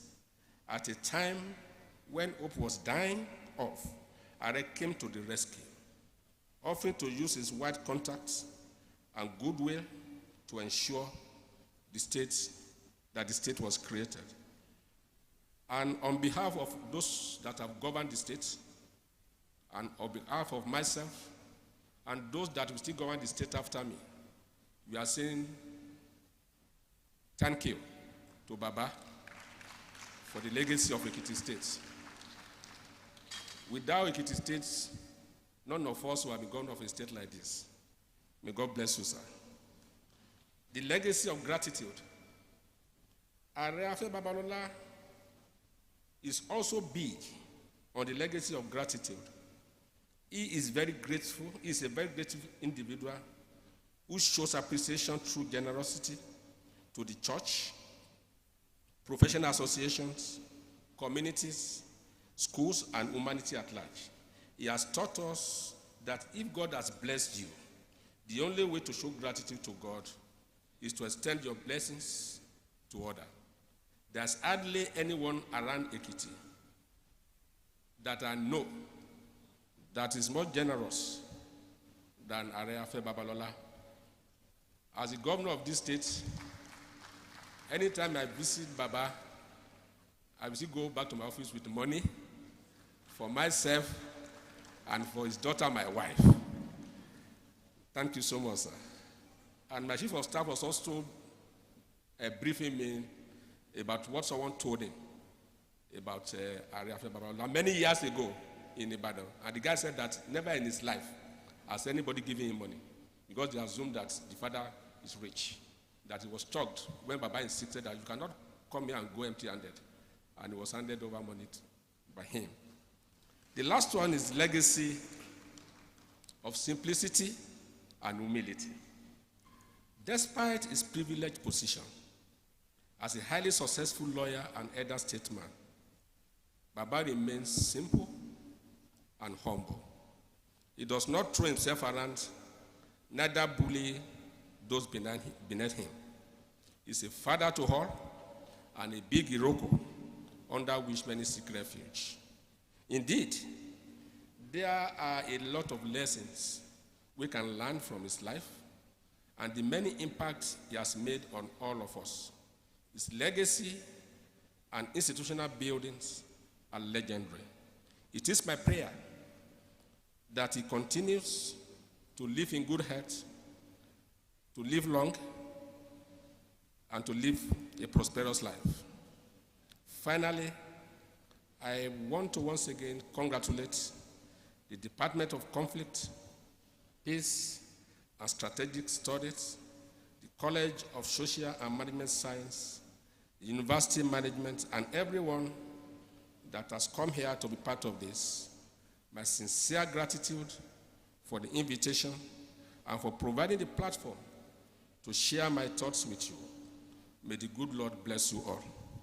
To AARE, Afe Babalola, and Yeye Mbudukwe Babalola, long may you live, sir. Thank you, and God bless you. Hello. Shall we celebrate the governor, please?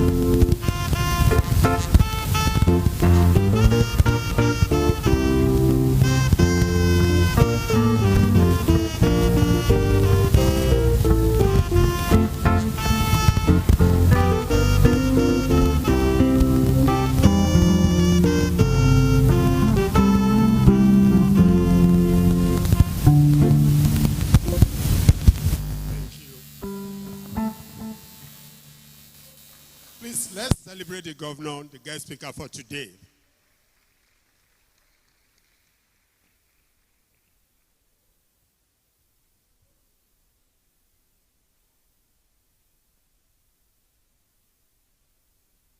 Distinguished ladies and gentlemen,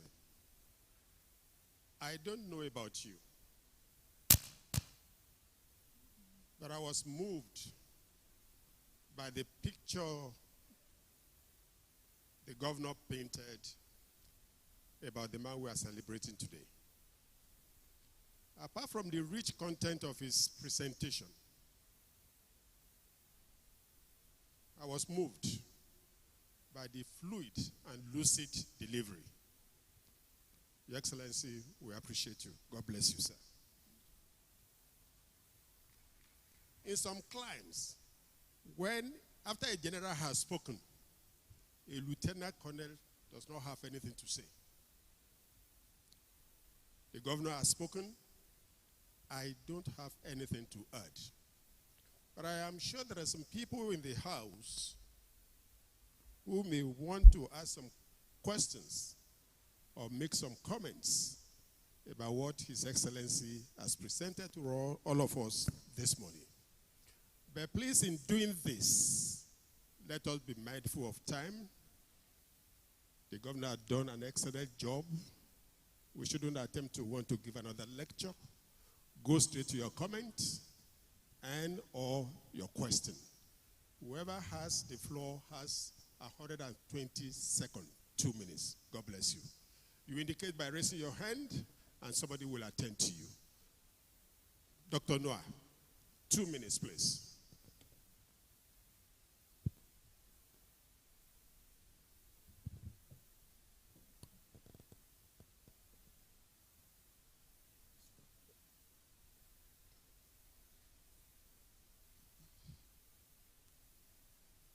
My name is Dr. Noah Balogun. I am the head of department, Conflict, Peace, and Strategic Studies. Your Excellency, sir, Mr. Abiodun Abayomi Oyebamiji, on behalf of the Department of Conflict, Peace, and Strategic Studies, and the University at large, I want to express our profound gratitude for that very illuminating and thought-provoking lecture. You have been able to move us from just mere classroom discourses to some forms of practice about how legacies, how we can use legacies for nation building. The insights you shared with us today will enrich our classrooms and research for years to come. We are deeply honored to have your presence at the AARE Afe Babalola Distinguished Personality Lecture today. Thank you very much.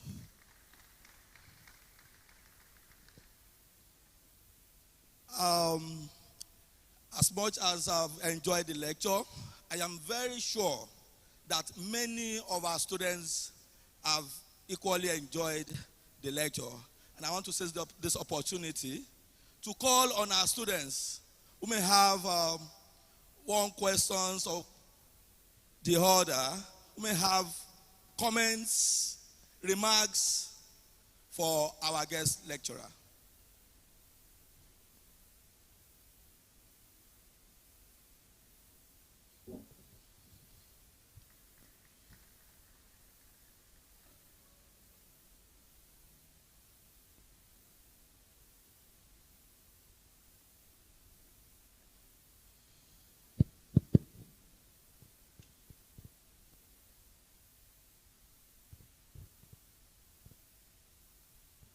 Thank you very much for this opportunity. Amiable Governor, Baba, and distinguished guests, may I be permitted to rest on the already established protocol. Thank you very much. I'm really so excited to be part of this lecture. With the kind permission of our amiable governor, I just want to add one legacy that Baba has been propagating. and that's the legacy of inclusion of women. And you find this in the management and leadership in Abuad. And that has translated to all the positivism that we are witnessing in Abuad. In addition to that, Your Excellency, sir, I also want to recommend that the discipleship legacy that brought the governor to this position of governance should also be adopted for women. And this is where I will recommend, with your kind permission, Your Excellency, that young women, we need to identify very young women for political leadership position. It's a good legacy. Any legacy that leaves women behind is not complete. So we must begin to identify young women and purposely set them up for political leadership. And I want to thank the governor. The share of number of women, the quality of women and the number of women in governance in Ekiti State is second to none in Nigeria. And I am a beneficiary. Thank you very much.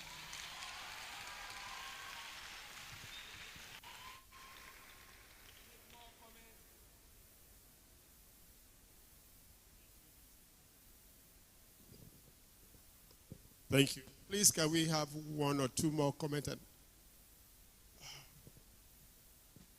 I will appreciate if one of our students could contribute on this note. Yes, sir. Please, let's make it snappy.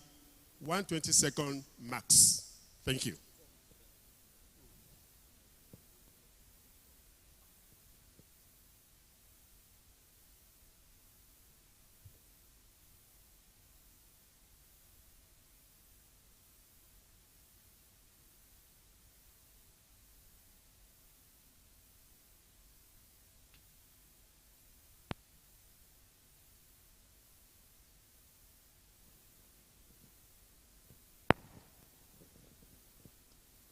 Hello. It's working. Thank you very much. Your Excellency, the Executive Governor of Ekiti State, Mr. Abiodun Abayomi Oyebanji, our father, AARE Afe Babalola. Mine is just a comment in addition to what His Excellency, the thought-provoking lecture His Excellency has just given us this afternoon. And it's also a testimony to some of those personal things he said about our Baba AARE Afe Babalola. Oftentimes, each time I'm privileged to meet Baba, the first thing he says is, this man, you are tall and handsome. And I have no doubt in my heart that I must bless you. At every point in time, let it be 5 times, let it be 10 times in a day, Baba is always extending his hand of blessing to me at every point in time. I also noticed this particular heart of benevolence in the act and behavior of Mr. Governor. I could recall in 2024, my children and I were coming from Ikogosi Resort. And on schedule, we just branched at his house in Ikogosi. And he saw my children. And he called one of his days that, bless these children. He hugged us. He doesn't know us. We don't hold any political position in Ekiti State. I found that extremely strange. And I recall my young boy. He said, when I grow up, when I become a governor, the boy is just 16 years. He said, I will operate an open door policy that whoever comes my way, I don't want to restrict it by nature, by class. I'm going to have my hands widely open to accept them.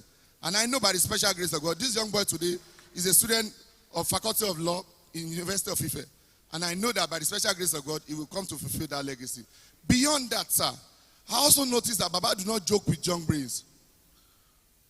One of the rare being a lecturer in this place, Baba met him once.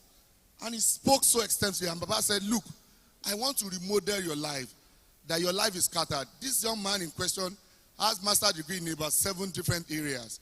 And Baba said, what is the essence of these master's degrees without having a PhD? Today, the young man in question is running off his PhD, all to the extensive support of Chief AARE Afe Babalola.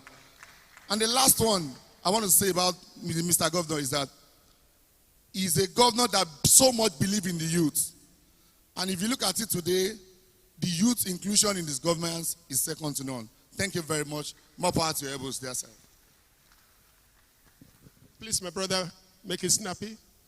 2 minutes, max. God bless you. Your name is important. My name is Adeshino Adetola. I'm the convener of Ekiti Official Agenda. I just want to use this opportunity to further encourage our governor on what he's doing, especially promoting Ekiti values and recognizing those who are important to our legacies, like Afe Babalola. I just use the opportunity to encourage him to go further on this. Thank you, sir. And to Afe Babalola, I want to thank you for the honor you are bringing to Ekiti. I used to say on many grounds that a lot of people, they don't really recognize you again as a lawyer. They now think you are an educationist, that's what you started from the beginning. But I used to tell them that you are one of the prominent senior advocates of Nigeria we have around. So my advice, please, the Faculty of Law in this university, I want you to really put in your legacy there to immortalize your action, your activity, your past record. Thank you, sir.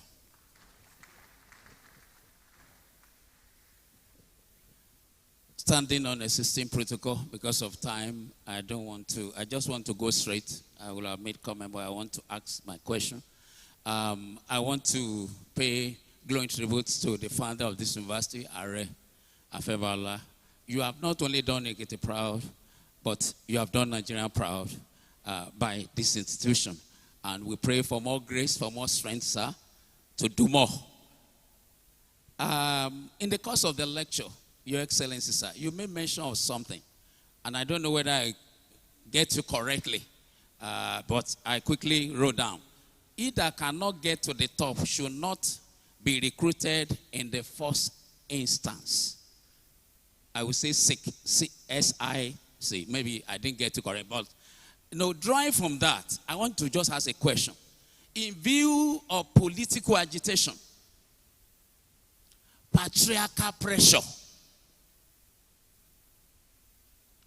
and fraternal prejudices from families, from men in the society, political leaning, and so on, how can the leader ensure and enhance leadership recruitment tailored towards successful and sustainable leadership succession among the interplay of these factors? Political agitation from political party people, patriarchal pressure from people who are respected godfathers and so on in the society, and fraternal prejudices. Thank you, sir. And the ones that will interest His Excellency the most. Questions from the students. Please, can I have the students, including the president of the SRC, one after the other? 2 minutes, your comments and or question. Come over, please. Good afternoon, everyone. My name is Oluwalano Inioluwazoe, and I am a student of Conflict, Peace, and Strategic Studies. So first of all, I want to thank the governor for gracing us with his presence. We're very grateful, sir. So I have 2 questions this morning. So here in your lecture, sir, you mentioned the Ekiti State Development Plan of 2020 to 2050, and you said that the document draws copiously from the Sustainable Development Goals. So now, a major aspect of the SDGs is gender equality. So I want to ask what the Ekiti State government is doing for women inclusion, what activities we're doing in Ekiti State to empower women, and not just that, are women ably represented in the Ekiti State government? That's number 1. Number 2, my second question is not just about Ekiti, but about the country in general. So Nigeria has a multi-party system, so we have different political parties that we can vote for during election.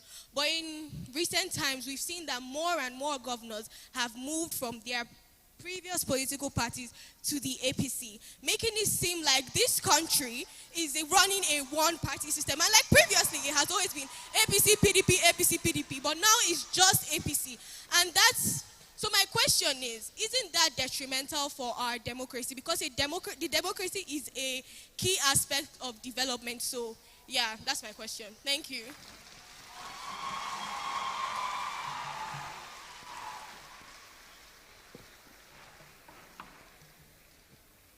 Good afternoon, His Excellency.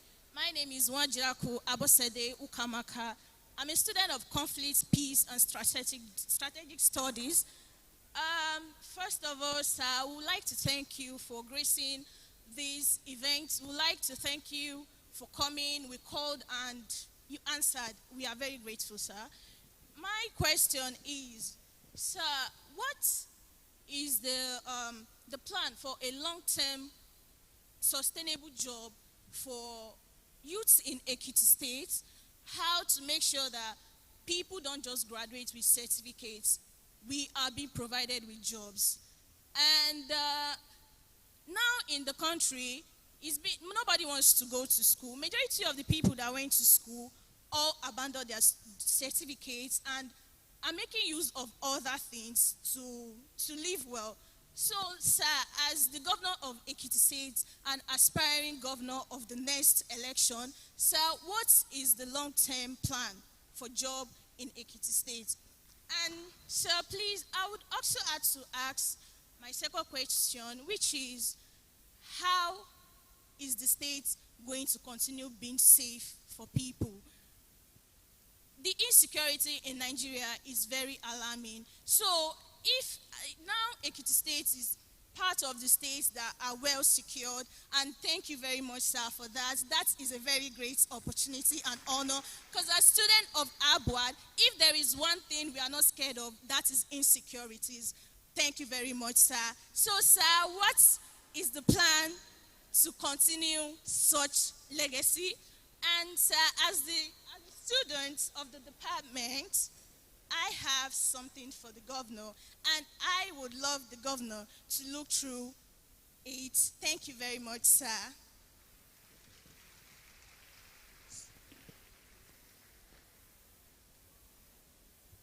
Good afternoon, everyone.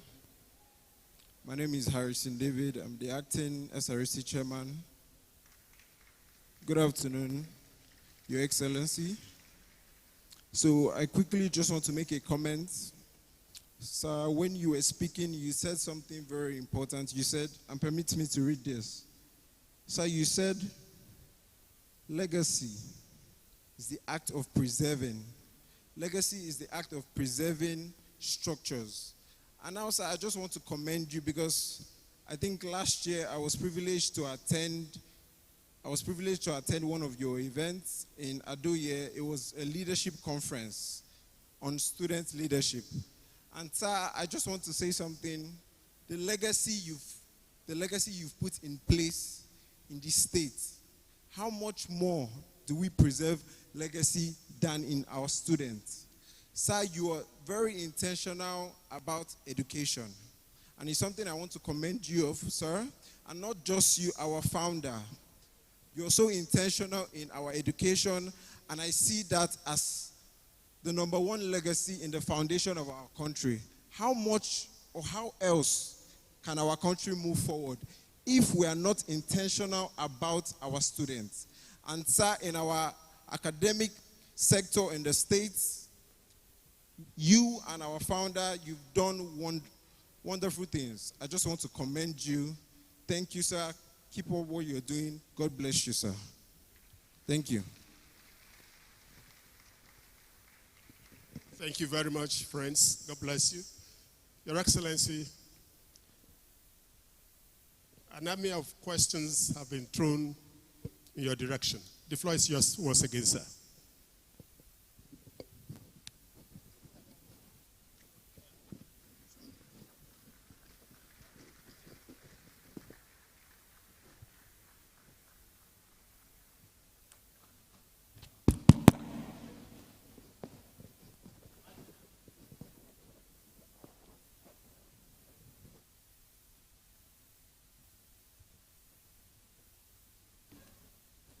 Well, thank you so much. I will quickly respond to all the questions that has been raised. The first one by the DG Office of Transformation on pressures with respect to legacy preservation. My answer to this is what my mom used to tell me. My mother used to tell me that while growing up, you'll be faced with two things: doing what is good and doing what is right. The two of them are not the same. That as long as it depends on you and on information available to you, always do the right thing. So as far as I'm concerned, no leaders what is sought should be confused about that. Just do the right thing. Once you do the right thing, you get it right. Because what is right is always right. There'll be pressures. There'll be emotional blackmail, but as someone that wants to preserve legacies and you know where you're coming from, remember in my speech I said, whoever that is going to succeed must have the discipline, must have the preparation and the rigor to withstand. So withstanding pressure is part of leadership development. So pressure will come, but always do the right thing. And that has been my mantra since I got to the seat of governorship of Ekiti State. I do the right thing always. And once it's done, I care less what anybody says. As long as it's the right thing and it's going to benefit the majority of the people. On inclusion, I think I'm going to start a lot of conversation here. See, people talk of inclusion about women. Men also can be marginalized. So the inclusion is not about women alone. Inclusion is about creating access and opportunities for everybody equally. That's my definition of inclusion. So in Ekiti State, we have been deliberate about that, and women are included, men are included, the youth, people with disabilities, in the same proportion. So we've tried to do that, and I've won a lot of accolades with respect to that. Well, on the fear of one-party state, the question asked by that lady, very interesting. The truth of the matter is that there are more than 3 parties in Nigeria. I think INES have registered close to 12, 20 parties. So you can't have one-party states. But in politics, it's like a market, free entry and free exit. So people can move from one party to the other. The fact that people are moving to the APC is a testament to the fact that the party has become attractive to people. People are also going to other parties. There are small parties. So the fear of a one-party state, I guess, is over-exaggerated.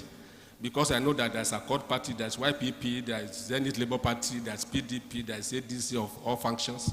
So there's no problem. I don't think that we are moving toward a one-party state. Yes, there's a dominant party, and people are gravitating towards that party for reasons known to them.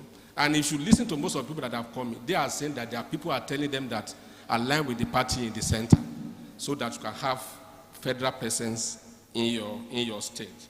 On job creation for the youth and what our government is doing, one thing that I love Abuat for is the attempt that they are trying to strike a balance between formal education, entrepreneurial studies, and skill development. We have to transit from certification, because we lay too much emphasis on certificates. We have to transit from certification to skill acquisition and entrepreneurial development. Formal job is not the only job that can be done. As students, you must challenge yourself. I even say that, look, I'm not going to work for government. I want to be an employer of labor. I want to create opportunities for others also to benefit from me. So what I will advise we do, while government will continue to create an ecosystem that guarantees equality, job creation, and if you look at Ekiti State today, we have the special agric processing zone that will soon come up now. We have the Ekiti Knowledge zone that will soon come up now. We are doing the central business district. Those ones are there. So there are opportunities for people in that sector. But for you to be relevant to the needs of this century too, you have to have the skills. So you have to go beyond your narrow scope of studies and challenge yourself to do things outside the box. When I was presenting my speech and I referred to Baba Afe, He started with economics. He read economics, and during that period, economics was a gold mine. He could have just said, okay, I have a degree in economics, I'll be working, but he said no, that he's going to study law.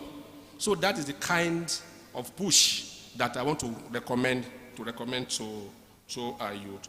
Because we must strike a balance between the education of the head, which is what we are teaching you here, and education of the hands, which is skill development.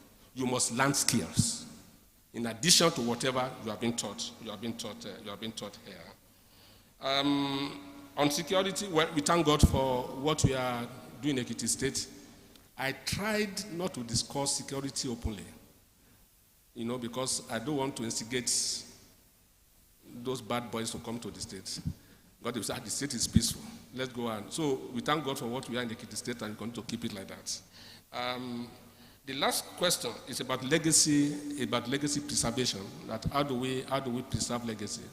Copiously, I've alluded to that, and that must be the step to take to ensure that legacy is preserved. It's a very tough thing, but once you have the structure there and you do the right thing, it's going to get to a point that this institution itself will be on autopilot. And when it's on autopilot, everything will work seamlessly. Once again, I thank you and God bless you. Yes, we appreciate you profoundly and profusely.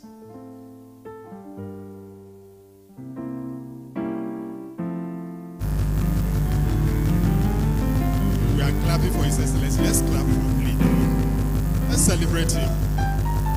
He deserves to be so celebrated. We appreciate you, Your Excellency. Afe Babalola has been variously referred to by and with many names. Many call him my father, my mentor, my this, my that. But one accolade, one sobriquet that I like very much is the one that says he's the father of all. As a further demonstration of the fact that he's a father of all, we have in the house this afternoon some members of the Ekiti State House of Assembly present here to honor our leader. Sister Legislator, gentlemen, let me recognize the presence of Honorable Tokpe Lunge. You are heartily welcome. Honorable Idowu Odebumi, we appreciate you. Honorable Ayo Adegbite, God bless you, sir. Honorable Jacob Awoyemi, God bless you. Honorable Elijah Miriam Ogulade, and our own friend and student at some point, Honorable Yabo Fakunle, you are heartily welcome. We've been speaking all day. Let's lighten the environment up a little bit. By this, I want to invite members of the ABWA troop to please brighten the place up for 10 minutes. 10 minutes, 10 minutes. Thank you.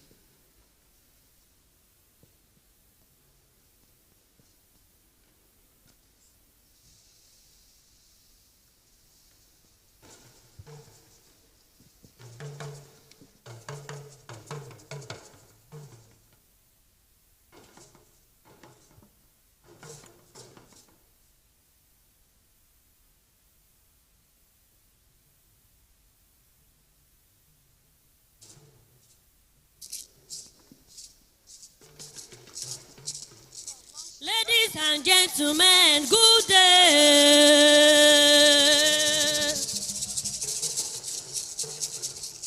Ladies and gentlemen, good day.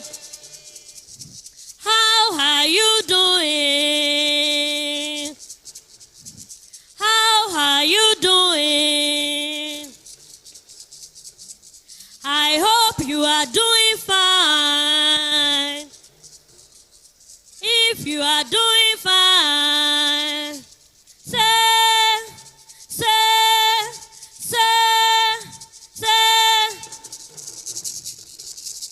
I am going to enjoy myself today. I am going to enjoy myself today. Ààrẹ o, Ààrẹ o, Ààrẹ Afe Babalola, ẹ pẹ́ fún wa, ẹ fèrègì jobi o. Báwo, báwo, báwo, báwo, báwo, ẹ pẹ́ fún wa. Ọmọ oyè Bánjí, ẹ pẹ́ fún wa, ẹ fèrègì jobi o.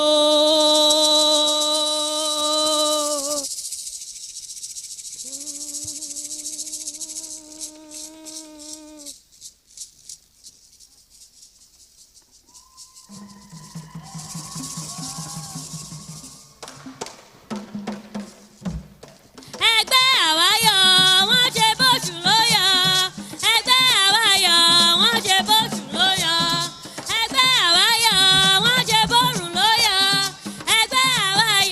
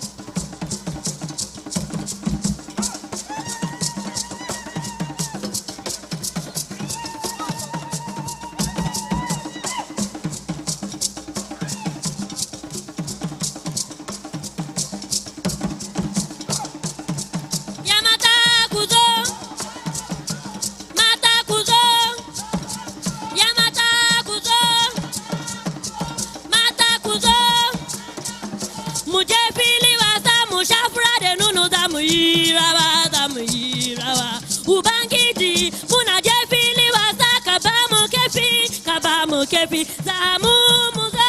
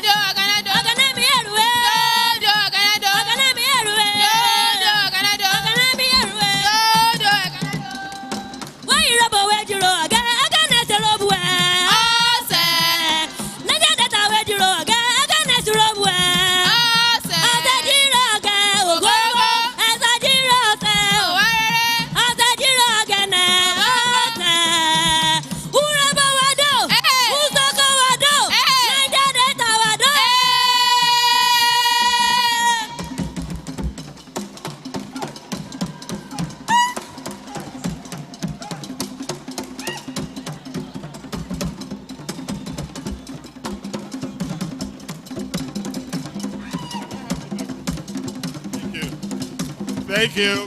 Thank you. God bless you. Thank you. Thank you.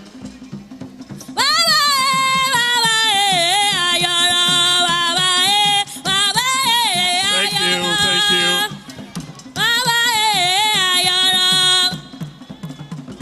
Thank you. Displaying the cultural diversity of our great nation. We appreciate you, our cultural troupe. God bless you.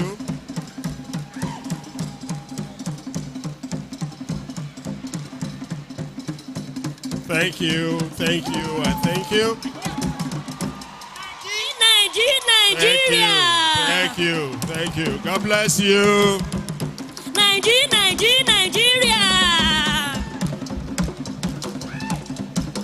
Thank you.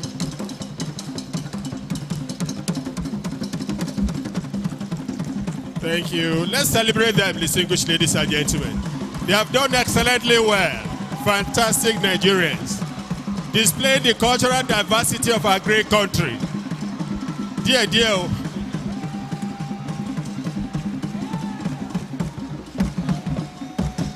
Wow, wow. That's a beautiful rendition. God bless you. Distinguished ladies and gentlemen. I want to ask a question to take us further in this celebration. How many of us have had AARE speak before? Nobody. Is there anybody in the house who has had AARE speak in the past? Nobody. That's very good. You will now hear him. Distinguished ladies and gentlemen, with your permission, may I invite to this side of the arena the man we are celebrating today, the many-sided apostle of peace, the proponent of quality and functional and impactful education, a philanthropic par excellence. A man who is happy when others around him are happy. Ladies and gentlemen, put your hand together as I invite to the podium AARE Afe Babalola for his remarks to round off this momentous occasion. Let's celebrate him.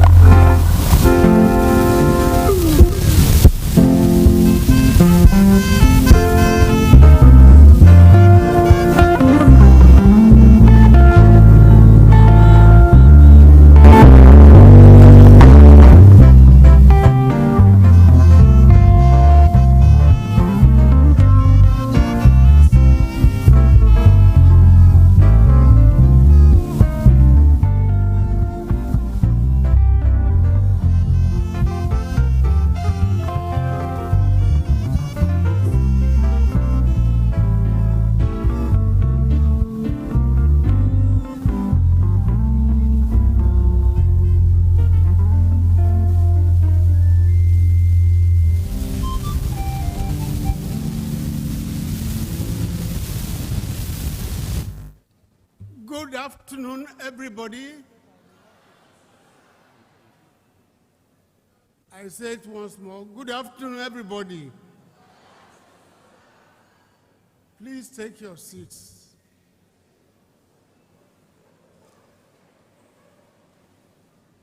I do appreciate that we have been here for quite a long time.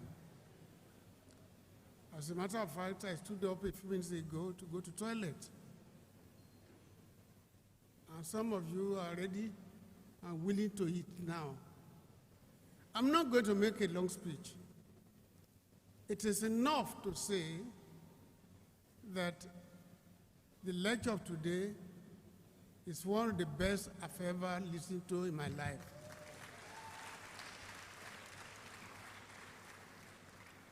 His Excellency the Governor was cool, calm, and he delivered the lecture in such a way that anybody could understand him, and I did. I've listened to many lectures in my life. I've delivered many as well. He followed all the rules in preparing the lecture and in delivering the lecture. I will ask the organizers of this lecture to come out. Come out quickly, 1 minute. The organizers of the lecture, my students, come out. Not the professors as well as your boys who participated. Where are they? Okay, go before, the three of you, go before the lecturer, face him,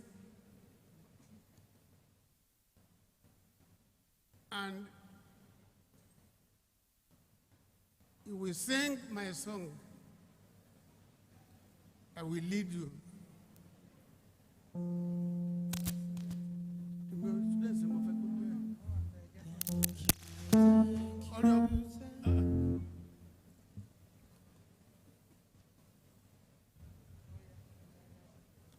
Now we start. Thank you, thank you, thank you, thank you, thank you, thank you, thank you, thank you. All of you clap for them. Go to your seats.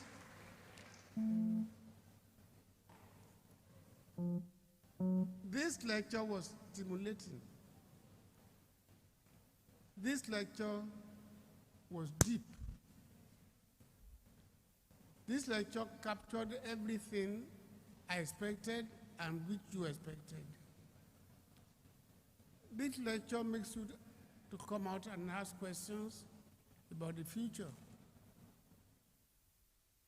For a long time, I've never seen a large number of students who came out to comment on our lecture. You are one. Give him a round of applause. I have a request on behalf of my students. Mr. Lecturer, sir, can you make copies for my students? Thank you very much indeed. God bless you. Secondly, he made a donation to you, to the club. I, as the founder of this institution, and in view of what you said about me and about this institution, I will double that amount for the students.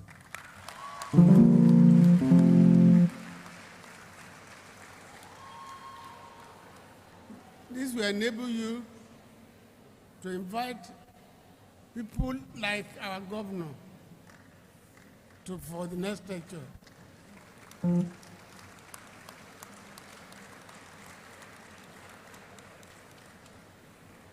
Sir,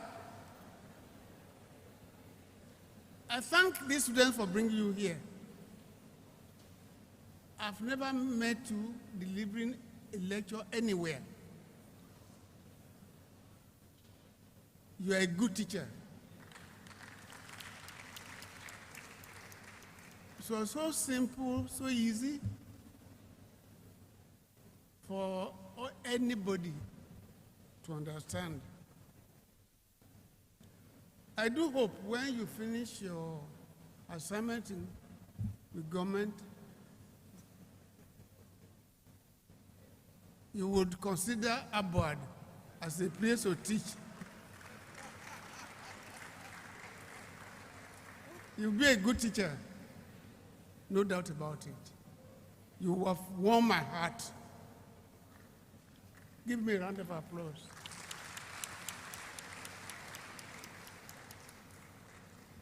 What else do you want when you have an institution like this? And it's giving all the beautiful adjectives about the quality of this institution.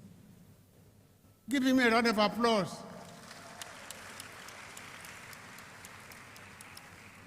The only thing I will ask to do in addition to the lecture, copies of the lecture, is that you should kindly ensure that whoever is contracting your contractor on that road, please, and everybody is also saying please, help us to work day and night on that road.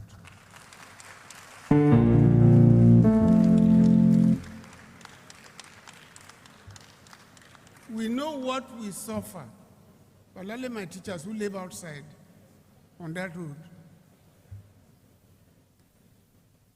Teachers who don't want to work come late because of this road. Teachers who want to stay till 11 o'clock to work with my students want to go back home because of this road. We are suffering. We are losing. Please, that is the only request I have for you today. As to other issues, you have virtually answered all. Comprehensive lecture. So, all of us together, apart from my lecturer, will stand up and end up by stand up, everybody. You are tired already, stand up, that's okay. Thank you. Thank you. Thank you. Thank you. Thank you.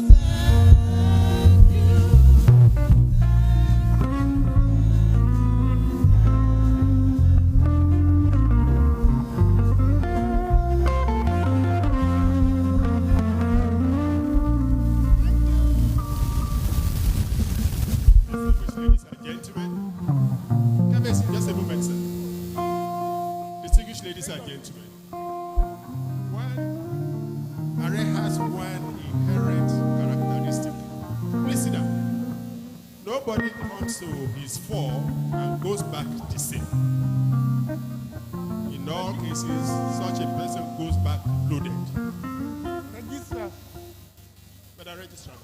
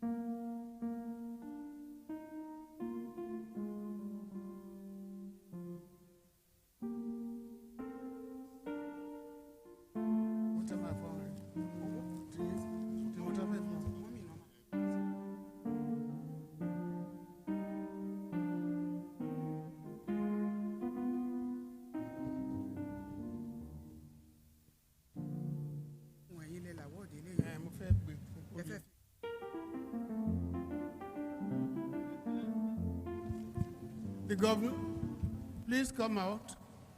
Come up here, sir.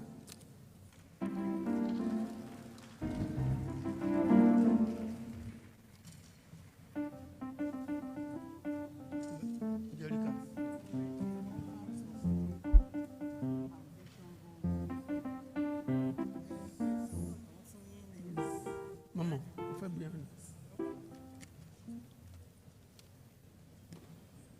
sir, you spoke so much about upward. Only 2 days ago, we were given this award, and we want to present it to you about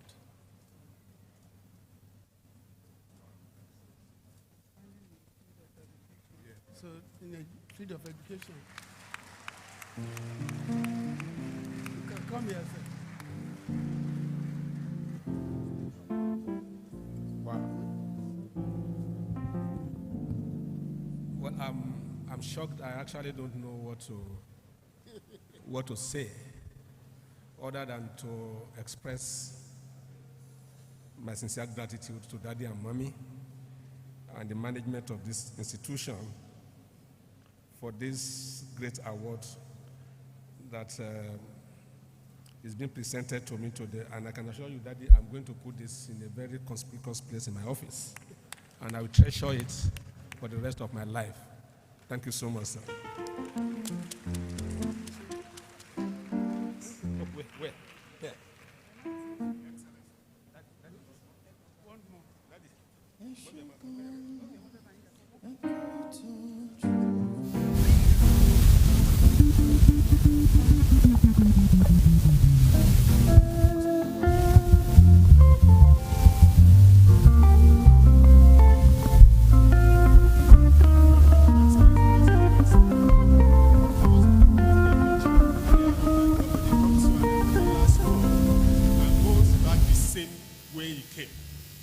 With this at the back of my mind, may I invite the matriarch of Afe Babalola dynasty and our mother in this community to make a brief presentation to His Excellency.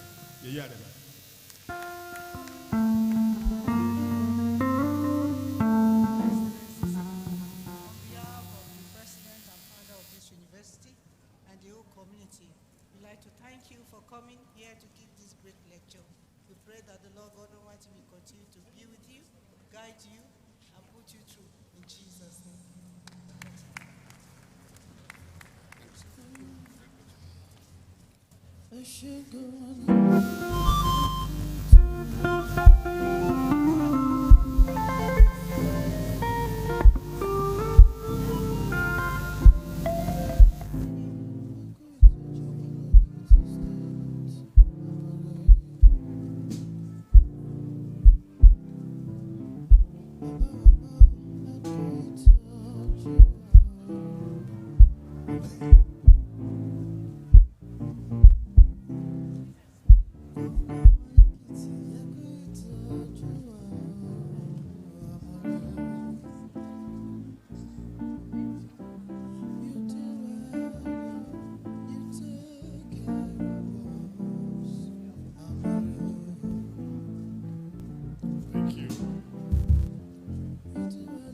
This will be a good photo session with the governor. Display of these beautiful products. Daddy, please, display of industrial park products by the governor. Marketing strategy.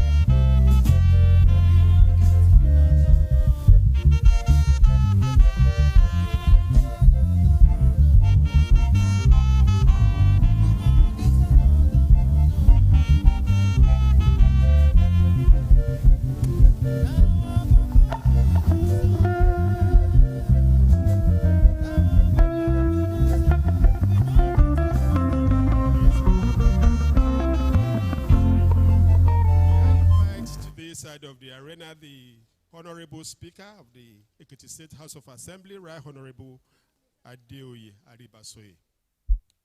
Let's celebrate him, please. Closely following him, our own friend, a former teacher here, the Secretary of the State Government, Professor Afe Babalola. Please be upstanding and make your way to the podium. God bless you.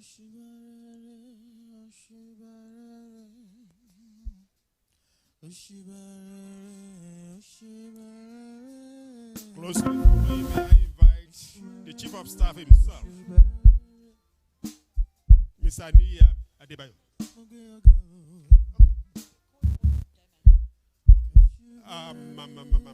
The Chief of Staff, the Commissioner for Education, Special Advisor on Higher Education, Special Advisor Office of Transmission and Service Delivery, and finally, our friend and brother, Mr. Yinka Oyibode, the CPS. Vice Chancellor. Your Excellencies, our students here, we appreciate everybody, and we are very proud of you that you have observed today's protocol without any noise. We want, on behalf of the institution, to celebrate all the distinguished dignitaries who came here. Our institution is branded. Let me have the red first and foremost. This is branded, and we thank AARE Afe Babalola, the mother of this institution, for her class, for her test. This is as a result of her input, that touch of finesse and glamour.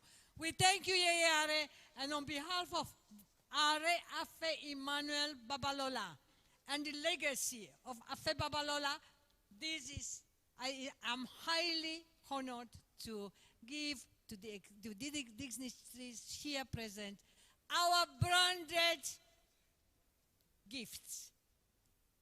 It's not only the university branded gifts, but also our branded farm produce gifts. Thank you for coming, Your Excellencies. On behalf of AARE Afe Babalola and his delightful wife and all of us, we appreciate you, sirs.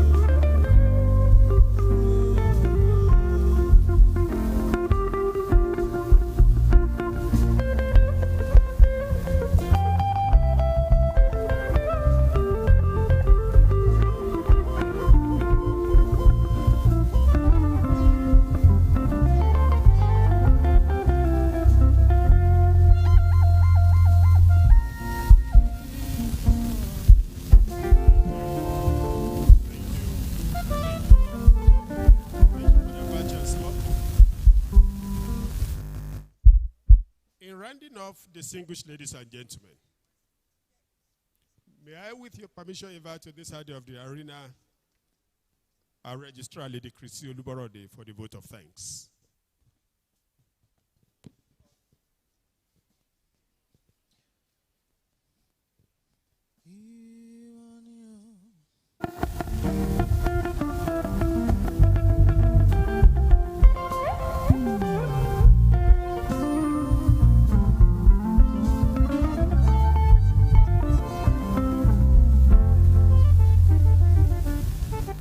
Time is far spent.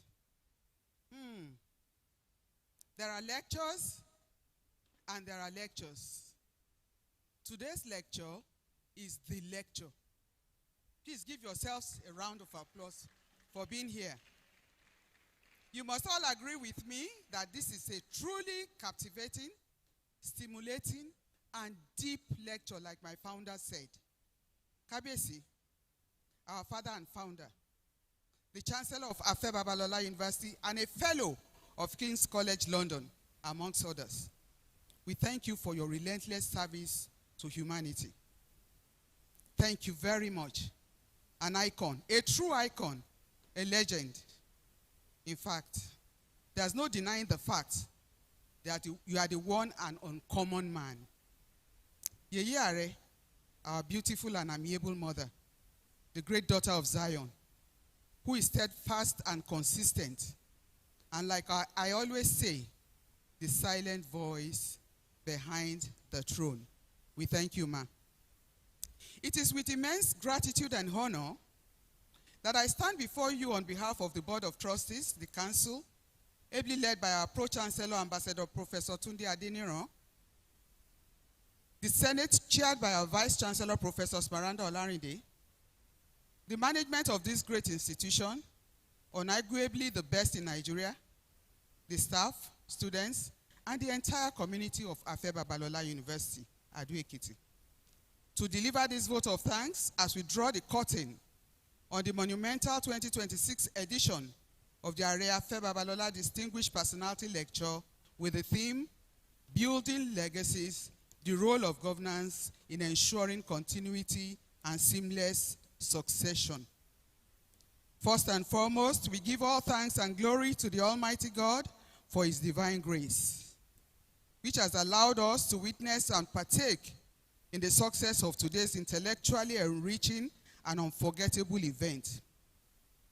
A heartfelt thanks goes to our highly revered founder and chancellor once again, Afe Babalola OFR, CONSEN, whose vision, tireless leadership, and unrelenting dedication to academic excellence have shaped this institution into what it is today. His steadfast commitment continues to fuel initiatives like this lecture series that leave lasting impression on the minds and hearts of all who experienced them. We extend our deepest gratitude to our distinguished guest lecturer, His Excellency, Mr. Abiodun Abayomi Oyebanji, the Executive Governor of Ekiti State. Sir, we thank you. Your captivating and thought-provoking lecture on the theme, Building Legacies, the role of governance in ensuring continuity and seamless succession, has left us all with much to reflect upon. Your profound insights on governance, leadership, and the importance of sustainable legacies have sparked meaningful conversations and deep introspection amongst us all and beyond. I heard you say your birthday is 21st of December when they were reading your CV. 21st has a great meaning in this institution. That's why you are the son of Baba. Thank you. Thank you for recognizing that. Our sincere thanks also goes to the Vice Chancellor, Professor Smaranda Olaride, whose inspiring welcome address set the tone of today's occasion. Her commitment to advancing the university's mission of excellence and growth is evident in every initiative she spearheads. We would also like to express our appreciation to all the principal officers, provosts of colleges, deans, directors, and every member of the academic and administrative community whose invaluable support and contributions ensure the seamless planning and execution of this landmark event. We are profoundly grateful to Professor Obiye Oyinloye, the UNESCO co-chair in Peace and Citizenship. Clap for him. You enjoyed the lecture. Professor Ademola Aziz, Mr. Tunde Olofintila, Mr. Rotimi Okpeye Oluwa, Dr. Afe Babalola, as well as the dedicated staff and students of the Department of Conflict, Peace, and Strategic Studies. Your tireless efforts in conceptualizing, organizing, and executing this lecture series have once again demonstrated your unwavering commitment to fostering a culture of academic excellence and societal advancement. To all our dignitaries, esteemed guests, faculty, staff, and students, great Abua students, I've never seen you so calm. Give yourselves a round of applause. We thank you all for being here today and for making this event a resounding success. Your participation and contributions, whether through intellectual engagement, cultural displays, or thoughtful questions during the question and answer session, have added tremendous value to today's proceedings. To our honoree, AARE Afe Babalola, OFR, CON, SEN, LLD, we will keep saying it. A fellow of King's College London, we express our deepest gratitude for your powerful response, which beautifully encapsulated the essence of today's event and reinforced the enduring legacy of your personality and sterling accomplishments. Distinguished guests, ladies and gentlemen, the gentlemen of the press, my Lord spiritual and temporal, KBSCs here present, and all the cream de la cream of the society, we thank you all once more for your time, your presence, and your invaluable contributions. We wish you safe travels to your respective destinations and look forward to the continued growth and success of Afe Babalola University. Thank you all for coming, and God bless you. Thank you, thank you, thank you. Thank you very much. This is a brief announcement of appreciation. I'm not allowed this to go unmentioned.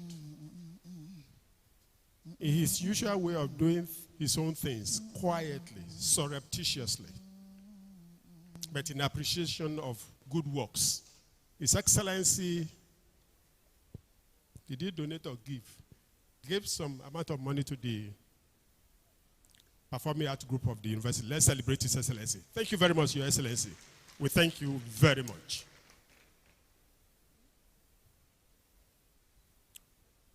Their head is coming to say thank you.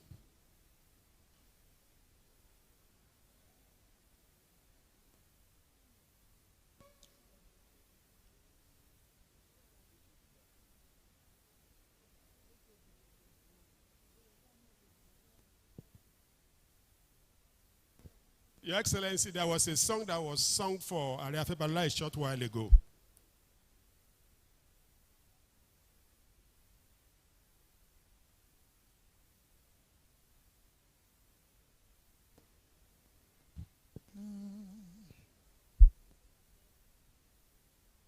Your Excellency, sir, there was a song that was rendered for Afe Babalola a short while ago. It goes like this. Now our papa be this way. We no get another one. Sorry, I'm not a good singer. The same way.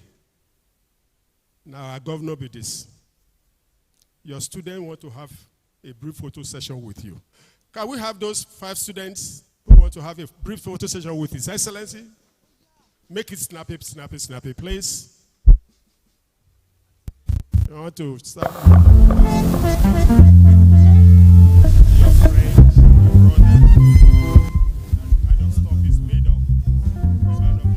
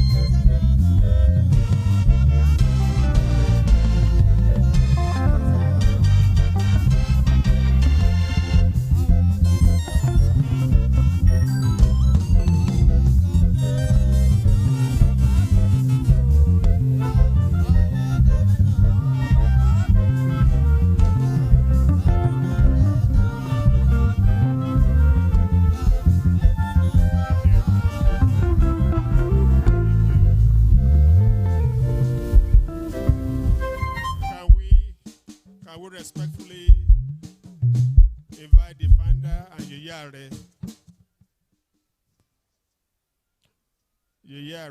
and AARE with a shot with the Excellency. Yes, sir. The founder, AARE, the VC, and the leadership of the university management to have a photo session with the governor. Thank you. When I was introducing him earlier today, I said he wears humility as a second skill. Look at the way he was relating with the students. That is powerful.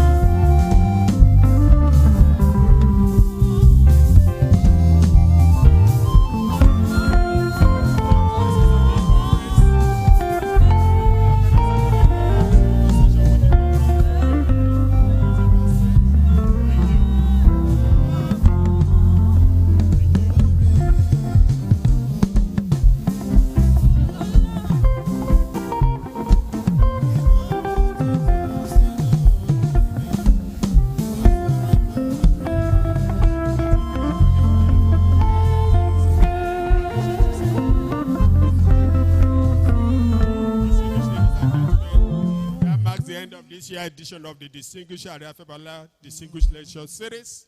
We appreciate you for coming. God bless you. In rounding it all off, may we be upstanding so that we can have the series of anthems. And we go for lunch in our respective homes. Let's be upstanding for the anthems, distinguished ladies and gentlemen.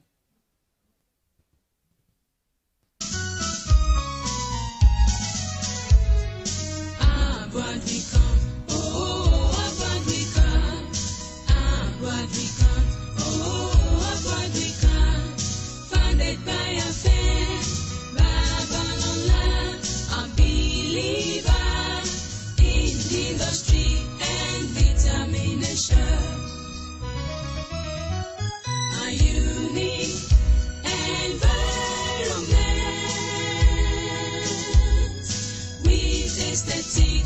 structures and beacon university.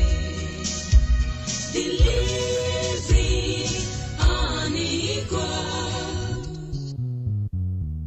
Design for high quality education to mold character and infuse knowledge how to lead others.